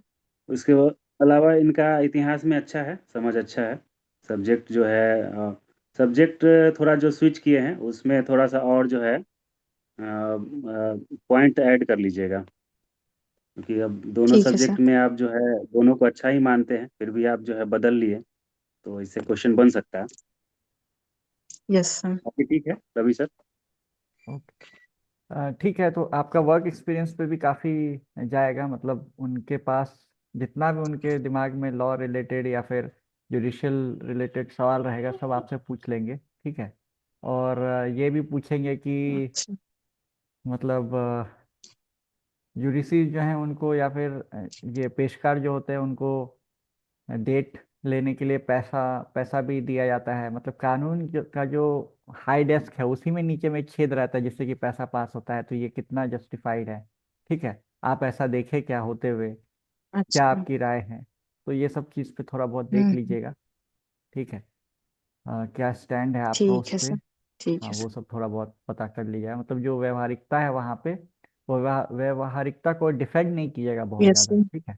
क्योंकि जजेस भी डिफेंड नहीं करते हैं, वो सिस्टम में बस हम्म। आते हैं, तो इसीलिए वो मतलब एक होता है कि थोड़ा सा मतलब नज़रअंदाज कर देते हैं। बट अगर कोई नया वकील या फिर कोई नए लोग आते हैं, हम्म। तो जजेस भी उनको एडवाइस नहीं करते हैं कि आप मतलब ओपनली आके मेरे सामने में, मेरे बगल में आके पेशकार को पैसे दीजिए। मतलब ऐसा एक राइट के जैसा नहीं होता है, वो एक बहुत इनफॉर्मल सिस्टम रहता है। Yes sir. तो उसका एक आपको यस सर। अंदाज, जैसे एक मंझौल कोर्ट है, सब डिविजनल कोर्ट है, अ, वहाँ पे अच्छा। एक मयंक पांडे, एक जज हैं, उनका एक स्टेटमेंट था कि जो लोग नए कोर्ट में आते हैं वो बहुत सारी चीज़ें सीखते हैं, पर ये ना सीखें कि कैसे कोर्ट में ही अ, अ, मतलब पेशकार को पैसे दिया जाता है। तो ये एक जज के मुंह से आ रहा है ओपन यस कोर्ट। सर। ये सर हम लोग को भी ट्रेनिंग में सर पर डे यही बोला जाता है कि अच्छी चीजें सीनियर से सीखिए। तो मुझे लगता है कि जरूर कुछ ना कुछ तो एग्जिस्ट कर रहा है, इसीलिए ऐसा हाँ, तो बोला इसीलिए जा मतलब रहा है आपको बार बार। वहाँ पे वो लोग घुमाएंगे थोड़ा बहुत, तो उसमें आप जो ऑफिशियल स्टैंड है, उसमें अगर किन्हीं को कोट कर सकते हैं, जैसे ये मयंक पांडे हैं। वैसे ये बहुत फेमस भी हो गए थे, बेगूसराय कोर्ट में ये पहले थे, फिर बाद में इनको मंझौल कोर्ट में भेजा गया था। बेगूसराय कोर्ट में ये बहुत ही मतलब अच्छा। बहुत सारे डिसीजंस दिए थे। हाई कोर्ट से एक बेल था, उसको जब आया था बेगूसराय कोर्ट में, तो वहाँ पे उन्होंने उसको बाद में फिर से ग्राउंड जब ये हुआ तो बेल रिजेक्ट किया था, तो इससे भी वो सुर्खियों में आए थे। फिर डीएम और एसपी को उन्होंने नोटिस भी जारी किया था, सोकॉल नोटिस, कि आप एक्सप्लेन कीजिए कुछ कुछ इश्यूज पे। तो फिर उसके बाद जब उनका सब डिवीजन कोर्ट में ट्रांसफर हुआ, तो बहुत लोग बोले कि ये यस। डिमोशन हुआ है। बट पर्सनली अगर देखा जाए तो उनका मॉरल अपराइटनेस जो है वो बहुत अप्रिशिएबल है। तो ये मतलब मैं आपको एक एग्जाम्पल के रूप में बता रहा हूँ। ठीक है। ओके। तो इस तरीके से आप यस। थैंक यू कोट सर। कर सकती है अगर कभी जुडिशरी के फील्ड में अगर ये घूम रहा होगा। ठीक है। Okay. Thank you so much. ये प्रणव सर, ओके। आप कुछ थैंक ऐड यू सर। करेंगे। मेरा तो ये सजेशन रहेगा, बाकी सब तो ठीक था, लेकिन ट्रम्प वाला मुद्दा पे सीधे आप बोल दिए कि एकदम अलोकतांत्रिक है और उठा लिया गया घर से सीधा ये गलत है।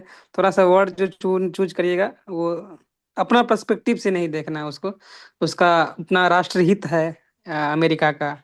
अगर इंडिया के पर्सपेक्टिव में आए तब कुछ अपना पक्ष रख सकते हैं आप, लेकिन इस तरह से शब्दों से बचिए थोड़ा सा, फिर मैच्योरिटी नहीं झलकता है ये सब बोलने से। मेरा ये सजेशन रहेगा, बुरा नहीं लेना है इसको, अच्छे वे में लेना है, ठीक है। ठीक है इसमें सर। थोड़ा सा वो कंटेंट डेवलप ठीक है कर सर। लीजिए सर। पहले इससे पहले लेक्चर लिए हैं वेनेजुएला पे, तो उनमें जो जो सर बताए हैं सारा चीज, तो उसको आप रखिए साथ में, ठीक है। ओके। ओके। ठीक है। Thank thank you sir. अभी जुडिशियरी को नेक्स्ट। बहुत से तैयार कर हाँ। लीजिएगा, अरे इसका पक्ष हाँ। खुलता है। ठीक। थैंक नेक्स्ट, ये संतोष कुमार जी आए हैं, फिजिक्स जिनका ग्रेजुएशन है और हिस्ट्री ऑप्शनल है।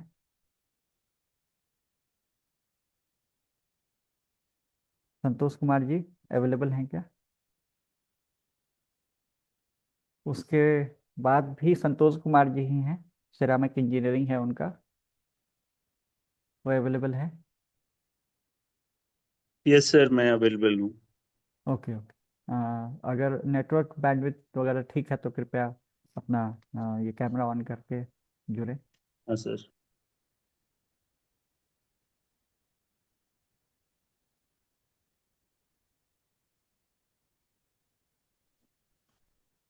विजिबल हूँ क्या सर। नहीं, क्या प्रॉब्लम है।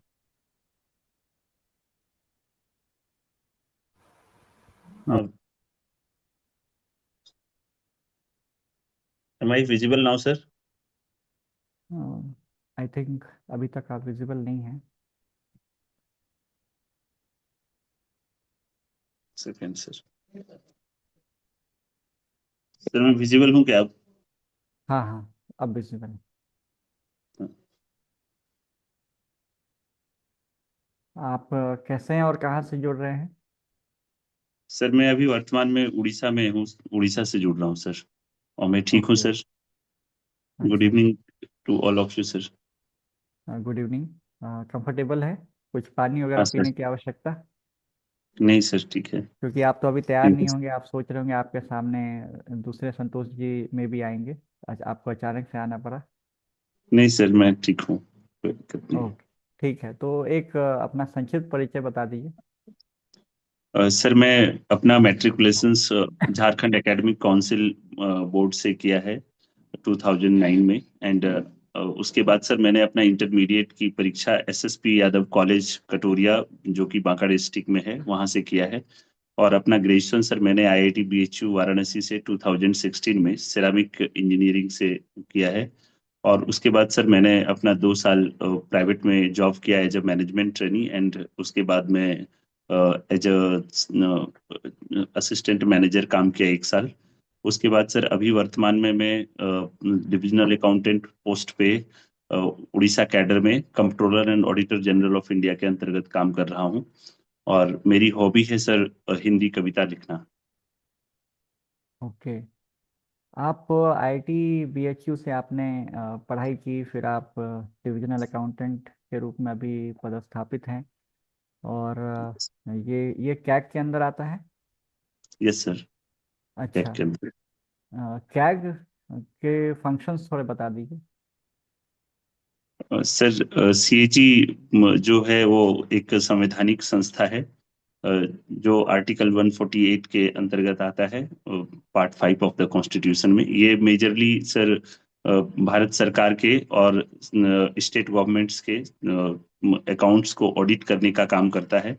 और साथ ही साथ जो स्टेट गवर्नमेंट्स के डिफरेंट अकाउंटिंग प्रोसेस है, उसमें अपने ऑफिसर्स के जरिए ये अकाउंट्स प्रोसेस को सही से रखने में हेल्प करवाने का काम करता है। अच्छा, ये प्रोप्राइटरी ऑडिट क्या होता है? Proprietary audit? सॉरी सर, मैं प्रोप्राइटरी ऑडिट। नहीं जान मुझे नहीं पता है सर। सॉरी सर, मैं पढ़ लूंगा इसको जाकर। ओके।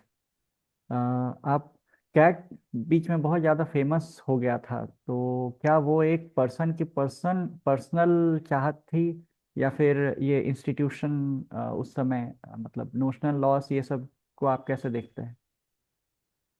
सर मैं समझता हूँ सर, सीएजी एक सीएजी के पास संवैधानिक अधिकार है। और जब सीएजी अच्छे से वर्क करती है तो हमने जो एक बीच में सीएजी हुए हमारे विनोद राय, श्री श्री विनोद राय करके, तो उन्होंने सर बहुत सारे स्कैम्स को अनर्थ करने का कोशिश किया, जिसमें जिसकी वजह से कैग काफी चर्चा में आया। और इस वजह से मुझे लगता है सर कि ये चर्चा में आया जो आप बताना चाह रहे हैं सर ओके, शायद। तो उनका नोशनल लॉस का कॉन्सेप्ट जो उस समय काफ़ी चलन में था, वो क्या सही है? क्या सही में कोल स्कैम और 2G स्पेक्ट्रम स्कैम हुआ था?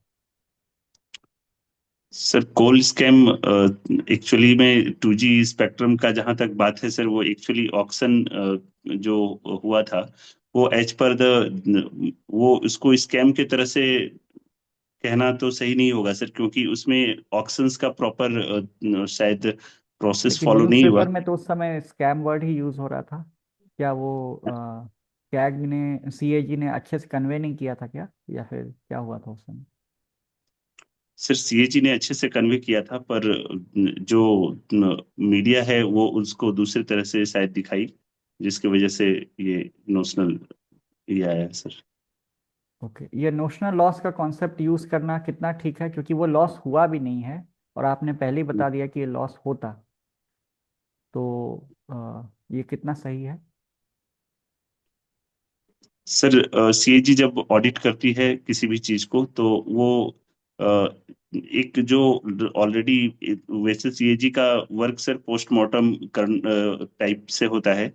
तो पोस्टमार्टम करने के दौरान वो ये भी देखती है कि जो चीजें विजिबल लॉस के अलावा जो एक पर्सपेक्टिव है कि इतना लॉस हो सकता था, उस पे भी सीएजी कमेंट करती है। तो ये सीएजी के अंतर्गत उनका अधिकार क्षेत्र की बात है सर। वो इनमें कमेंट कर सकते हैं कि अगर सरकार इस पॉलिसी के तहत न जाकर ये पॉलिसी अपनाती तो इतना सेविंग हो सकता था। तो वो तो अच्छा, सर जैसे सीएजी के अभी कार्य क्षेत्र की। रिसेंटली एक बार अभी राफाल के केस में भी देखा गया था, जब अकाउंटिंग किया गया था या फिर उससे रिलेटेड, तो सुप्रीम कोर्ट में उससे जब पेपर्स मांगे गए, दबाव भी बढ़ा, तो एक रिडैक्टेड रिपोर्ट दिया गया था। तो ये रिडैक्टेड रिपोर्ट देना कितना मतलब प्रोसीजरली सही है, या फिर ये रिडैक्टेड क्या होता है? सॉरी सर, इसको मैंने नहीं फॉलो किया हूँ। ओके, ठीक है। आप सिरामिक इंजीनियर हैं, तो यस सर। ये सबसे एडवांस कुछ सिरामिक मटेरियल के नाम बता दीजिए। सर अभी जो एडवांस सेरामिक्स में बायो सेरामिक्स, जैसे कि सर टूथ इम्प्लांट, जो बोन के लिए यूज होता है, बोन इम्प्लांट्स के लिए रॉड्स, सेरामिक रॉड्स यूज होता है। तो ऐसे सर कुछ सेरामिक्स हैं, बायो सेरामिक्स। कुछ इलेक्ट्रो सेरामिक्स हैं सर, जो अभी वर्तमान में यूज होता है। ओके, ये सारे हैं सर। ये जिरकोनिया क्या होता है? जिरकोनिया सर, उसका फॉर्मूला क्या होता है? सर जिरकोनिया का फॉर्मूला ZrO2। मुझे सर एग्जैक्ट नहीं पता, पर जिरकोनिया क्या ये भी ZrO2। सिरामिक है? सर वो एडवांस सेरामिक्स का ही एक पार्ट है सर, जिरकोनिया उसी के अंदर आता है। अच्छा, क्या रॉ मटेरियल से बनता है? सर ये सर जिरकॉन ऑक्साइड का एक रॉ मटेरियल है सर। अच्छा, एग्जैक्टली सबसे नहीं पता। ट्रेडिशनल सेरामिक्स जो बनाए जाते हैं उसमें रॉ मटेरियल कौन सा यूज होता है? सर उसमें चाइना क्ले, और जैसे पॉटरी है सर, रिफ्रैक्टरी में हमारा, रिफ्रैक्टरी में भी सर कुछ जैसे सिलिकॉन, SiO2, जो क्ले है, ये सब सर ट्रेडिशनल मटेरियल्स हैं जो यूज होते हैं। अच्छा, पोर्सिलेन की कुछ खास बातें बता दीजिए। पोर्सलिन, सॉरी सर, मुझे पढ़ना पड़ेगा सर, मैं इसको नहीं अभी अच्छा, रिकॉल कर पा। रिफ्रैक्टरी क्या होता है? सर रिफ्रैक्टरी एक ऐसा मटेरियल है जो हाई टेम्परेचर को रेजिस्ट कर सकता है, और उस समय भी स्टेबल रहता है सर।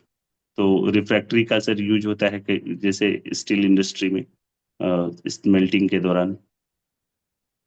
ओके। आप ये ग्लेजिंग क्या होता है, और सेरामिक पे ग्लेजिंग क्यों किया जाता है? सर सेरामिक पे ग्लेजिंग करने का दो फायदा है सर। एक तो एस्थेटिक लुक्स को इम्प्रूव करता है वो, और दूसरा सर उसकी जो ड्यूरेबिलिटी है, उसके स्ट्रेंथ को बढ़ाने का काम करता है सर। ग्लेजिंग सबसे ऊपर का जो पॉलिश किसी भी सेरामिक्स का होता है, उसको बोलते हैं सर। अच्छा, अभी तो बहुत सारे और भी मटेरियल्स आ गए हैं मार्केट में, प्लास्टिक है और बहुत सारी चीज़ें हैं, तो उसमें आपको क्या लगता है कि सिरामिक्स किन ऑल्टरनेट मटेरियल्स से कॉम्पीट कर रहा है, या फिर अब सिरामिक जो है वो इरेलीवेंट है? नहीं सर, सेरामिक्स का मॉडर्न एप्लीकेशन भी बहुत ज्यादा देखने को मिलता है। अदर मटेरियल से कंपेयर करें सर, प्लास्टिक से और ऐसे मटेरियल से, तो ये सर इस सेरामिक्स नॉर्मली 500 डिग्री सेंटीग्रेड से ज्यादा टेम्परेचर को बेयर करके स्टेबल रह सकता है। तो in comparison to other materials sir, जैसे प्लास्टिक्स और दूसरे मटेरियल्स, ये लोग सस्टेन नहीं कर पाएंगे सर। तो सेरामिक्स का मॉडर्न एप्लीकेशन जैसे बहुत सारा देखने को मिल रहा है, जो लाइट सेरामिक्स में, इसमें स्ट्रेंथ अच्छा होता है सर, और ये कोरोसिव रेजिस्टेंट होते हैं, इसमें टेम्परेचर बेयर करने की क्षमता होती है, तो इसलिए मुझे लगता है सर। आपको लगता है प्रशासन में कुछ आप इस ज्ञान का इस्तेमाल कर पाएंगे? हाँ सर, जैसे मैं अगर एज अ प्रशासनिक अधिकारी के रूप में, मैं स्मॉल एंड कॉटेज इंडस्ट्री, जो सेरामिक्स से रिलेटेड ट्रेडिशनल इंडस्ट्रीज है, उनको प्रमोट कर सकता हूँ सर। लोकल लेवल पर देख सकता हूँ कि क्या स्कोप है कि नहीं। अगर कोई स्कोप है तो उसको मैं प्रमोट करने में मदद कर सकता हूँ सर। ओके। आपका ज्योग्राफी ऑप्शनल है, यस सर। तो दोनों सिरामिक इंजीनियरिंग और ज्योग्राफी में क्या कॉमन है? सर ज्योग्राफी में भी हम लोग टाइप ऑफ सॉइल और मिनरल रिसोर्सेज की बात करते हैं। सेरामिक्स में भी हम लोग कई बार सॉइल को एज ए रिसोर्स यूज करते हैं, रॉ मटेरियल यूज करते हैं। तो एक चीज तो ये कॉमन है सर। फिर ज्योग्राफी में हम लोग ह्यूमन रिसोर्सेज पर भी बात करते हैं। तो इसमें सेरामिक्स इंजीनियरिंग में भी हम लोग जब देखते हैं सर कि कई सारा एक ट्रेडिशनल प्रोफेशन रहा है सिरामिक्स, तो उसमें भी कई लोग इसमें एम्प्लॉयड रहते हैं, तो मुझे लगता है ये कुछ कॉमन पैरामीटर्स है सर। ओके, आप अभी उड़ीसा में, उड़ीसा के नेबरिंग स्टेट्स का नाम बता दीजिए। सर उड़ीसा के नेबरिंग स्टेट्स सर झारखंड है, छत्तीसगढ़ है, आंध्र प्रदेश है और वेस्ट बंगाल है सर। ओके, पीवीटीजी के बारे में जानते हैं? पीवीटीजी क्या यस होता सर। है, क्या फुल फॉर्म है इसका? सर पीवीटीजी का फुल फॉर्म है पर्टिकुलरली वल्नरेबल ट्राइबल ग्रुप्स। कितने पीवीटीजी हैं टोटल भारत में? सर एग्जैक्ट नहीं पता, लेकिन मैं अगर आप इजाजत दे तो मैं गेस कर सकता हूँ। हाँ बोलिए। Sir I think it is, sorry sir मुझे बिल्कुल रिकॉल नहीं हो पाया। ओके, 57 उड़ीसा में के अराउंड। कितने? ओके, ठीक, इसका उल्टा है। उड़ीसा में कितने हैं? उड़ीसा में सर, उड़ीसा में 19, सॉरी सर मुझे नहीं आ रहा है। अच्छा, कुछ प्रोमिनेंट पीवीटीजीज का नाम बता दीजिए अगर टोटल नंबर नहीं क्लियर है तो। सर जारवा एक ट्राइबल ग्रुप है और जारवा, ये अंडमान निकोबार में है क्या? हाँ सर अंडमान निकोबार में सर। ओके, उड़ीसा का बताइए। सॉरी सर इसके बारे में देखना पड़ेगा मुझे। अच्छा, कितने परसेंट ट्राइब रहते हैं उड़ीसा में, मतलब उड़ीसा की पॉपुलेशन का कितना परसेंट ट्राइबल पॉपुलेशन है? सॉरी सर एग्जैक्टली मुझे देखना पड़ेगा sir. Okay, no issue. Sir, इनका हॉबी राइटिंग, हिंदी पोएम और बाकी आप लोग पूछ सकते हैं प्लीज। धन्यवाद सर। तो आप अभी कैग में कार्यरत हैं, है ना? हाँ सर। अच्छा, डिविजनल अकाउंटेंट का कार्य आखिर क्या क्या है? सर डिविजनल अकाउंटेंट पीडब्ल्यूडी के डिविजनल ऑफिसेस में पोस्टेड होते हैं। उनका काम होता है सर इंटर एज ए कोई भी बिल जो डिविजनल स्तर पे फाइनेंशियल बिल आता है उसको इंटरनल चेकर के रूप में काम करते हैं। और sir compilation of accounts, monthly accounts का काम करते हैं सर। और कोई भी sir as an internal audit भी काम करते हैं हम लोग। और जो डिविजनल ऑफिसर होते हैं सर उनको एज ए फाइनेंशियल एडवाइजर का भी रोल हमारा होता है। मतलब ऑडिट भी करते हैं, फाइनेंशियल एडवाइस भी देते हैं आप? हाँ सर। रिकॉर्ड कीपिंग भी करते हैं? हाँ sir, accounts keeping, financial advisor अगर। ओके। अच्छा, आप कितने वर्षों से हैं कैग में? सर मैं पिछले 3 वर्षों से हूँ सर। अच्छा, वहाँ डिपार्टमेंटल एग्जाम भी होता है कोई? हाँ सर, डिपार्टमेंटल एग्जाम होता है कौन सा एग्जाम होता है? सर। जो डिविजनल अकाउंटेंट आते हैं वो प्रोबेशन के बाद एक एग्जाम उनको पास करना होता है जिसका नाम है sir divisional accountant grade examinations, DAGE। अच्छा, ACS एग्जाम नहीं होता वहाँ पे? हाँ सर, SAS होता है सर, वो जो अ, अ, जो सर असिस्टेंट ऑडिट ऑफिसर और असिस्टेंट अकाउंट्स ऑफिसर जो आते हैं AAO गेजेटेड रैंक में, उनके लिए होता है सर। क्या फुल फॉर्म होता है ACS का? सॉरी सर उसको देखना पड़ेगा सर। मैं कोई बात नहीं। इसका हेडक्वार्टर कहाँ है CAG का? CAG का सर हेडक्वार्टर दिल्ली में है और उड़ीसा में सर ये भुवनेश्वर में है। दिल्ली में एग्जैक्टली इसका एड्रेस क्या है, लोकेशन क्या है? सॉरी सर देखना पड़ेगा, मुझे एग्जैक्ट नहीं पता। कोई बात नहीं।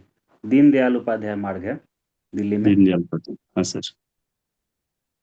और अभी लखनऊ में इनसे रिलेटेड कुछ उद्घाटन हुआ है, कुछ पता है आपको? कुछ स्मृति पार्क करके उद्घाटन हुआ है। हाँ सर, एक स्मृति पार्क लखनऊ में सर उद्घाटन हुआ है जिसमें हमारे पूर्व प्रधानमंत्री अटल बिहारी वाजपेयी और दीनदयाल उपाध्याय और पंडित दीनदयाल उपाध्याय और सर एक श्यामा प्रसाद मुखर्जी, इन तीनों का स्टैचू का उद्घाटन हुआ है। बहुत बढ़िया। अच्छा, आप सेरामिक्स इंजीनियर हैं आपका चयन बिहार सरकार में हो गया और आपके विभाग के मंत्री हैं जिनको इंग्लिश नहीं आती है, सिर्फ हिंदी आती है। तो उनको जो है आप किस तरह से समझाएंगे कि आपका जो इंजीनियरिंग है, सेरामिक्स इंजीनियर, उससे रिलेटेड हमारे राज्य में बहुत सारा स्कोप है, उद्योग धंधे रोजगार लगाया जा सकता है। तो उनको आप कैसे समझाएंगे?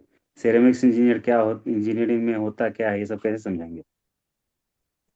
सर मैं उनको ये बोल समझा सकता हूँ कि जो हमारे आज के डेट में जो ट्रेडिशनल पॉटरी मेकिंग है, जो घड़ा बनाने का काम, मिट्टी से घड़ा बनने का काम होता है, जो चाय का कप हम लोग मिट्टी के कप, जो चाय का कप पीते हैं, जो टाइल्स है, फ्लोर टाइल्स है, ये सब मिट्टी से बनते हैं। और ये इसका अगर रॉ मटेरियल हमारे कुछ बिहार में जैसे बांका डिस्ट्रिक्ट है सर, भागलपुर डिस्ट्रिक्ट है, यहाँ पे इसके रॉ मटेरियल्स अवेलेबल हैं।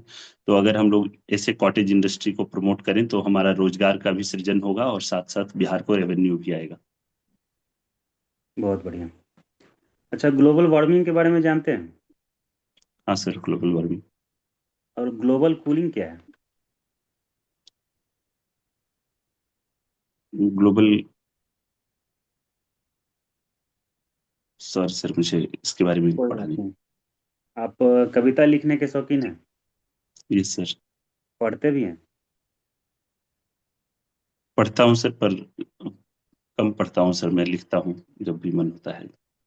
अच्छा, तो आपको क्या लगता है कि इस एआई के ज़माना में राइटर का क्या महत्व रह गया है? सर राइटर का हमेशा से महत्व था, अभी भी महत्व है सर, क्योंकि एआई कुछ न्यू जनरेट नहीं कर सकता है। वो जो लिखा हुआ है उसी को एआई ये कर सकता है सर, ऑर्गेनाइज और रीअरेंज कर सकता है सर। बट कुछ अपना एक क्रिएशन हमेशा ह्यूमन माइंड ही करेगी सर, मुझे ऐसा लगता है। अच्छा, अभी राज्यसभा के उपसभापति कौन है? राज्यसभा के सभापति, सॉरी सर, मैं एक बार देख लूंगा इसको। कोई बात नहीं। Over to you Ravi sir. Thank you sir. Sir Pranav sir.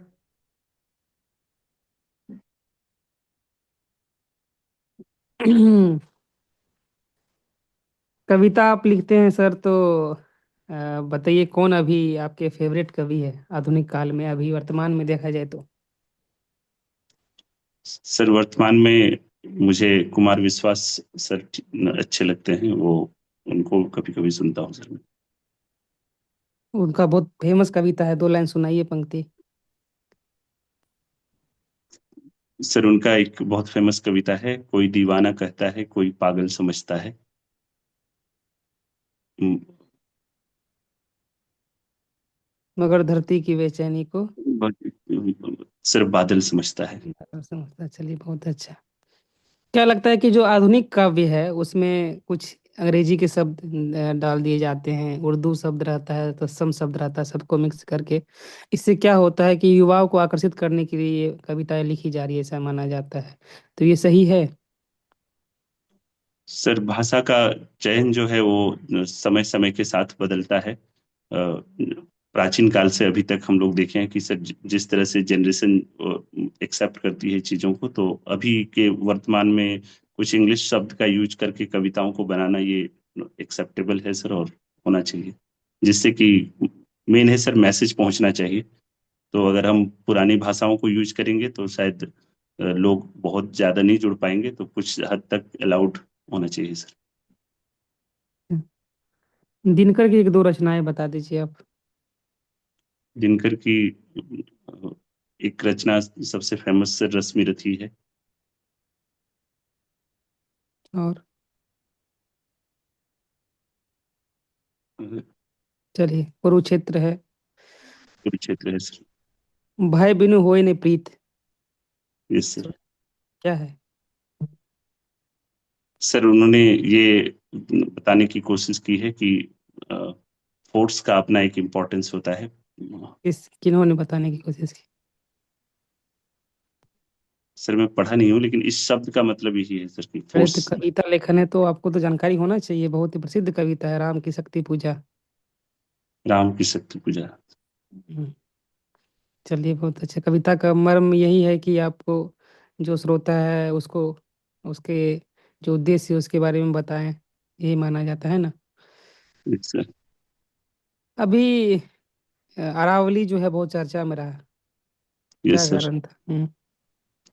Sir Aravalli में एक सुप्रीम कोर्ट का एक जजमेंट आया था जिसमें ये बताया गया था कि जो लोकल जो सरफेस है अरावली का, उसमें समतल मैदान से वो उससे 100 मीटर से एभव को ही अरावली कंसिडर किया जाएगा, उससे नीचे अरावली कंसिडर नहीं किया जाएगा। जिसमें कुछ पर्यावरणविद का ये मानना था कि इससे जो इलीगल माइनिंग है वो बहुत बढ़ जाएगा और अरावली का एक फ्यूचर संकट में है, जिसकी वजह से सर एक बड़ा विवाद खड़ा हुआ था। सामान्य नागरिक संहिता के बारे में जानते हैं? UCC, yes sir. बताइए कौन सा राज्य है जो इसे लागू किया है पहली बार, गोवा के अलावा? Sir sir Uttarakhand, Uttarakhand sir. इसके क्या फायदे हैं और क्या नुकसान है, और क्या और बेटर हो सकता है? वे फॉरवर्ड आप बता दीजिए। सर इसके फायदे ये हैं कि एक यूनिफॉर्म लॉज रहेगा सर अक्रॉस द नेशन। तो उससे जो हमारे जो अभी सर जुडिशरी पे बर्डन है वो शायद ज्यादा कम होगा, क्योंकि लॉज यूनिफॉर्म रहेगा तो चीजें ज्यादा अच्छे से हो पाएगा। दूसरा सर इसके फायदे ये हैं कि कुछ सेक्शंस ऑफ कुछ सेक्शंस ऐसे हैं जो हमारी सोसाइटी में जहाँ पे महिलाओं को प्रॉपर अधिकार नहीं मिला हुआ है। तो मुझे लगता है यूसीसी से महिलाओं को शायद वहाँ पे बेहतर अधिकार मिलेगा। डाइवोर्स लॉ प्रॉपर होंगे, वन मैरिज प्रिंसिपल लागू होगा। तो ये दो तीन फायदा है सर। कानून यूनिफॉर्म होगा तो इंटीग्रिटी अपने इंटीग्रिटी नहीं सर, मतलब लोग एक कानून से ज्यादा सब लोग एक कानून एक देश वाली व्यवस्था में रह पाएंगे। लॉस कुछ ये है सर कि कुछ लोगों का ये मानना है कि इस कुछ एक कम्युनिटी है जिन जो शायद संतुष्ट नहीं है इन चीजों से, तो उनको एक कॉन्फिडेंस बिल्डिंग मेजर्स लेना चाहिए पहले, और इसको देखना चाहिए सर कि क्या इससे कोई वृहद कोई बड़ा लॉस तो नहीं है उनके। चलिए, अच्छा आप कविता लिखते भी है? कविता लेखन है आपका कि पढ़ना? लेखन है सर, कविता हाँ लेखन। तो अपना कोई स्वरचित कविता हमको सुना दीजिए, हम लोग पूरे बोर्ड मेंबर को। सर एक कविता मैंने लिखा था वो थोड़ा मेडिटेशनल टाइप का था कि शांत चित्त है कनक समान, मानो सागर में ठहराव एक, उस पे तुम तृष्णावश में मन रूपी न कंकर फेंक। फिर उस एकांत चित्त की प्रवाह में उद्गीत ब्रह्म के स्वभाव में तुम झंकार अंतर की सुनो, झंकार अंतर की सुनो। अविरल मन के स्वभाव में प्रतिशोध के न किसी भाव में, जगत को मिथ्या मानकर एक ब्रह्म ही है सत्य जानकर, जो पथ सत्कर्म की तुम चुनो, फिर झंकार अंतर की सुनो, झंकार अंतर की सुनो। चलिए बहुत अच्छा, अगर मौका मिले तो जरूर आप ये कविता सुनाइएगा। Thank you sir. ठीक है, all the best. Thank you sir. Thank you sir. कुछ फीडबैक जो आप लोग देना चाहेंगे?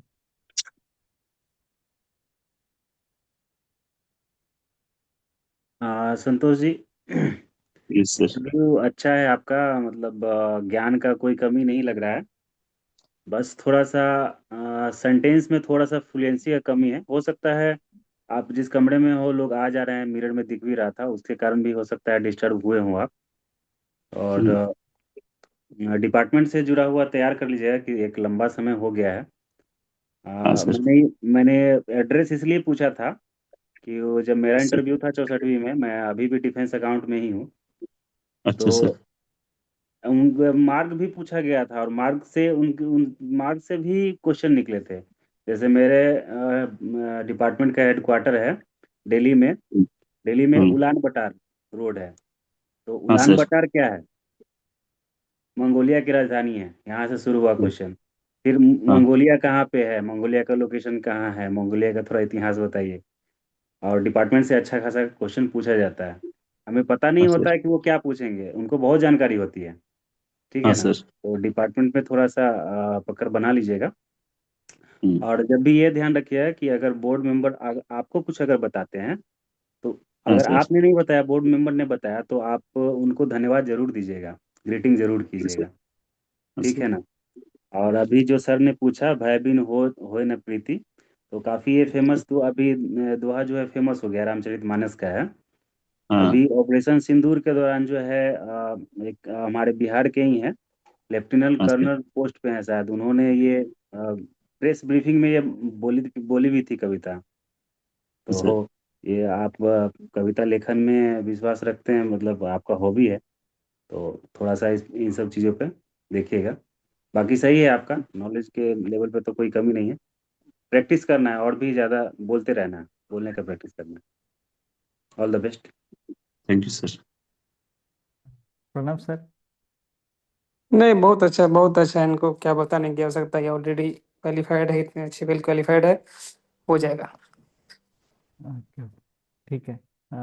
Thank you so much. और आपका ओवरऑल बहुत अच्छा है, और आपके चेहरे पे एक गंभीरता भी है। बस कहीं कहीं पर जब लाइन आप सेंटेंस ख़त्म करें तो कोशिश कीजिएगा, अगर आपको याद आ जाए तो एक एक दो बार स्माइल पास कर दें। ठीक है, तो उससे हाँ क्या सर। है कि माहौल थोड़ा सा हल्का सा खुशनुमा हो जाता है। हाँ सर। तो ऐसे आपकी पर्सनैलिटी का वो पार्ट है।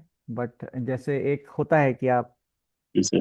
बहुत सीरियस होके बात कर रहे हैं, लेकिन जब आप एंड करें कभी कभी, जब उस दौरान कभी याद आ जाए तो बस सेंटेंस एंड पर कभी कभी हल्का सा स्माइल कर दे। ठीक है, वो भी जब आपको याद आ जाए तब, नहीं तो ऐसा कुछ बाउंडेशन नहीं है। और तीसरी चीज़ है कि आप थोड़ा सा ये वैसे तो मेंस के मार्क्स पे बहुत डिपेंड करता है, बट इंटरव्यू में अच्छे मार्क्स लाने के लिए थोड़ा सा आप एक इंटरेस्ट आपके में वो दिखना चाहिए कि मतलब आप बहुत ज़्यादा उत्सुक हैं इस सर्विस को ज्वाइन करने के लिए, ताकि उनको लगे कि, क्योंकि वो तो आपको देख रहे हैं कि आप ऑलरेडी सेटल्ड हैं। तो हाँ सर। इसीलिए आपको थोड़ा सा अपने में वो एक फ्रेशर का जो जुनून होता है कोई जॉब लेने के लिए, जो दिखता है, वो हल्का सा लाइएगा। ठीक है, एक हल्का सा उसमें एक रहना चाहिए कि सर आप इंटरेस्टेड हैं। मुझे तो लग रहा है सर कि नॉलेज मेरा बहुत गैप है, कि बहुत सारे चीज तो मैं बता नहीं पाया सर। नहीं, उसका देखिए क्या है कि हम जितने सवाल पूछेंगे, आप इसका रिकॉर्डिंग फिर से देख लीजिएगा। हो सकता है हाँ कि इससे कुछ और ही सवाल आए, तो इसीलिए वहाँ पे फिर आपको प्रेशर हैंडलिंग ही ज़्यादा मतलब काम आएगा। ठीक है, ये एज अ हाँ स्किल सर। लीजिए, क्योंकि वो उनको पता रहता है कि आप कौन से क्षेत्र में कंफर्टेबल नहीं होंगे। थोड़ा सा उनको इतना एक्सपीरियंस रहता है, अनुभव रहता है, तो वो आपको जानबूझ के कुछ अनकंफर्टेबल एरियाज में डालेंगे। लेकिन फिर उसके बाद वो थोड़ा देर स्ट्रेस टेस्टिंग करने के बाद फिर आपके अलग अलग पर्सनैलिटी के और भी आयामों को वो टच करेंगे। और दूसरा है कि थोड़ा सा जैसे एक रहता है कि जब आप बहुत ज़्यादा स्टैब्लिश्ड करियर में हैं, तो एक थोड़ा सा मतलब आप बिजनेस एज यूजुअल जो एक एटीट्यूड रहता है, तो उसमें आप थोड़ा सा उनको एक जैसा प्रणव सर का जो एक है, मतलब एक चेहरे पे ही दिखता है कि बहुत एक्साइटेड है, तो वैसा थोड़ा सा लाने का प्रयास कीजिए। वो हाँ ओवरनाइट सर। नहीं, लेकिन ये मतलब एक है कि हल्का सा लगे कि आप एटलीस्ट उस दिन जिस दिन आप इंटरव्यू देने के लिए जाएं, जिस समय घुसें, उसके बाद से दिखना चाहिए कि you are very excited to join the Bihar services. तो ये Yes. चीज़ एक मतलब कहीं पर ये चीज़ ध्यान रखिएगा कि मुझे आज उनको दिखाना है कि मुझे बहुत इंटरेस्ट है इस सर्विस में आने के लिए। उसके लिए आप कोई एग्जांपल्स का यूज़ कर सकते हैं।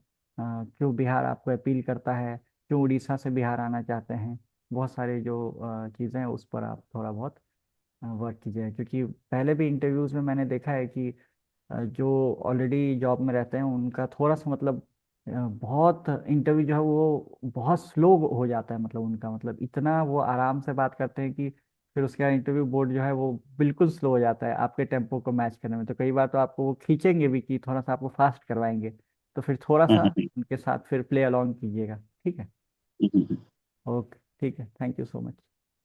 आपका यू सर। इंटरव्यू अच्छा जाए, best wishes. Thank you sir. Thank you sir. और अभी तो हम लोग सेशन के एंड पे आ रहे हैं, तो अगर कुछ डाउट्स पूछना चाहते हैं जो पार्टिसिपेंट्स अभी अ, हैं।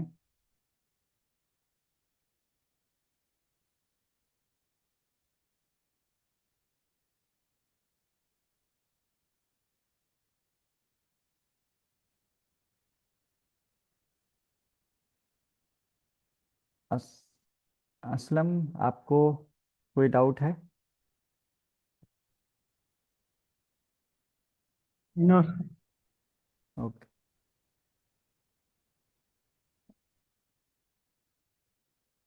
रंजीत सर हैं, प्रणव सर हैं, किन्हीं को कोई डाउट हो तो आप, कैसा लग रहा है तैयारी? मतलब अभी तक नहीं तो फीडबैक ही दीजिए, क्या हो रहा है, डिस्कस ही कीजिए।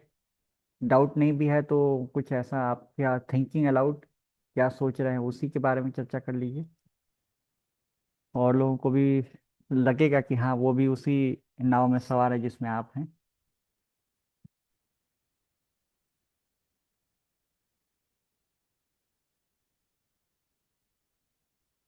आई थिंक फिर अपने साइड से हम लोग फिर क्लोज कर सकते हैं। प्रणव सर, आप कुछ ऐड करेंगे अपने साइड से?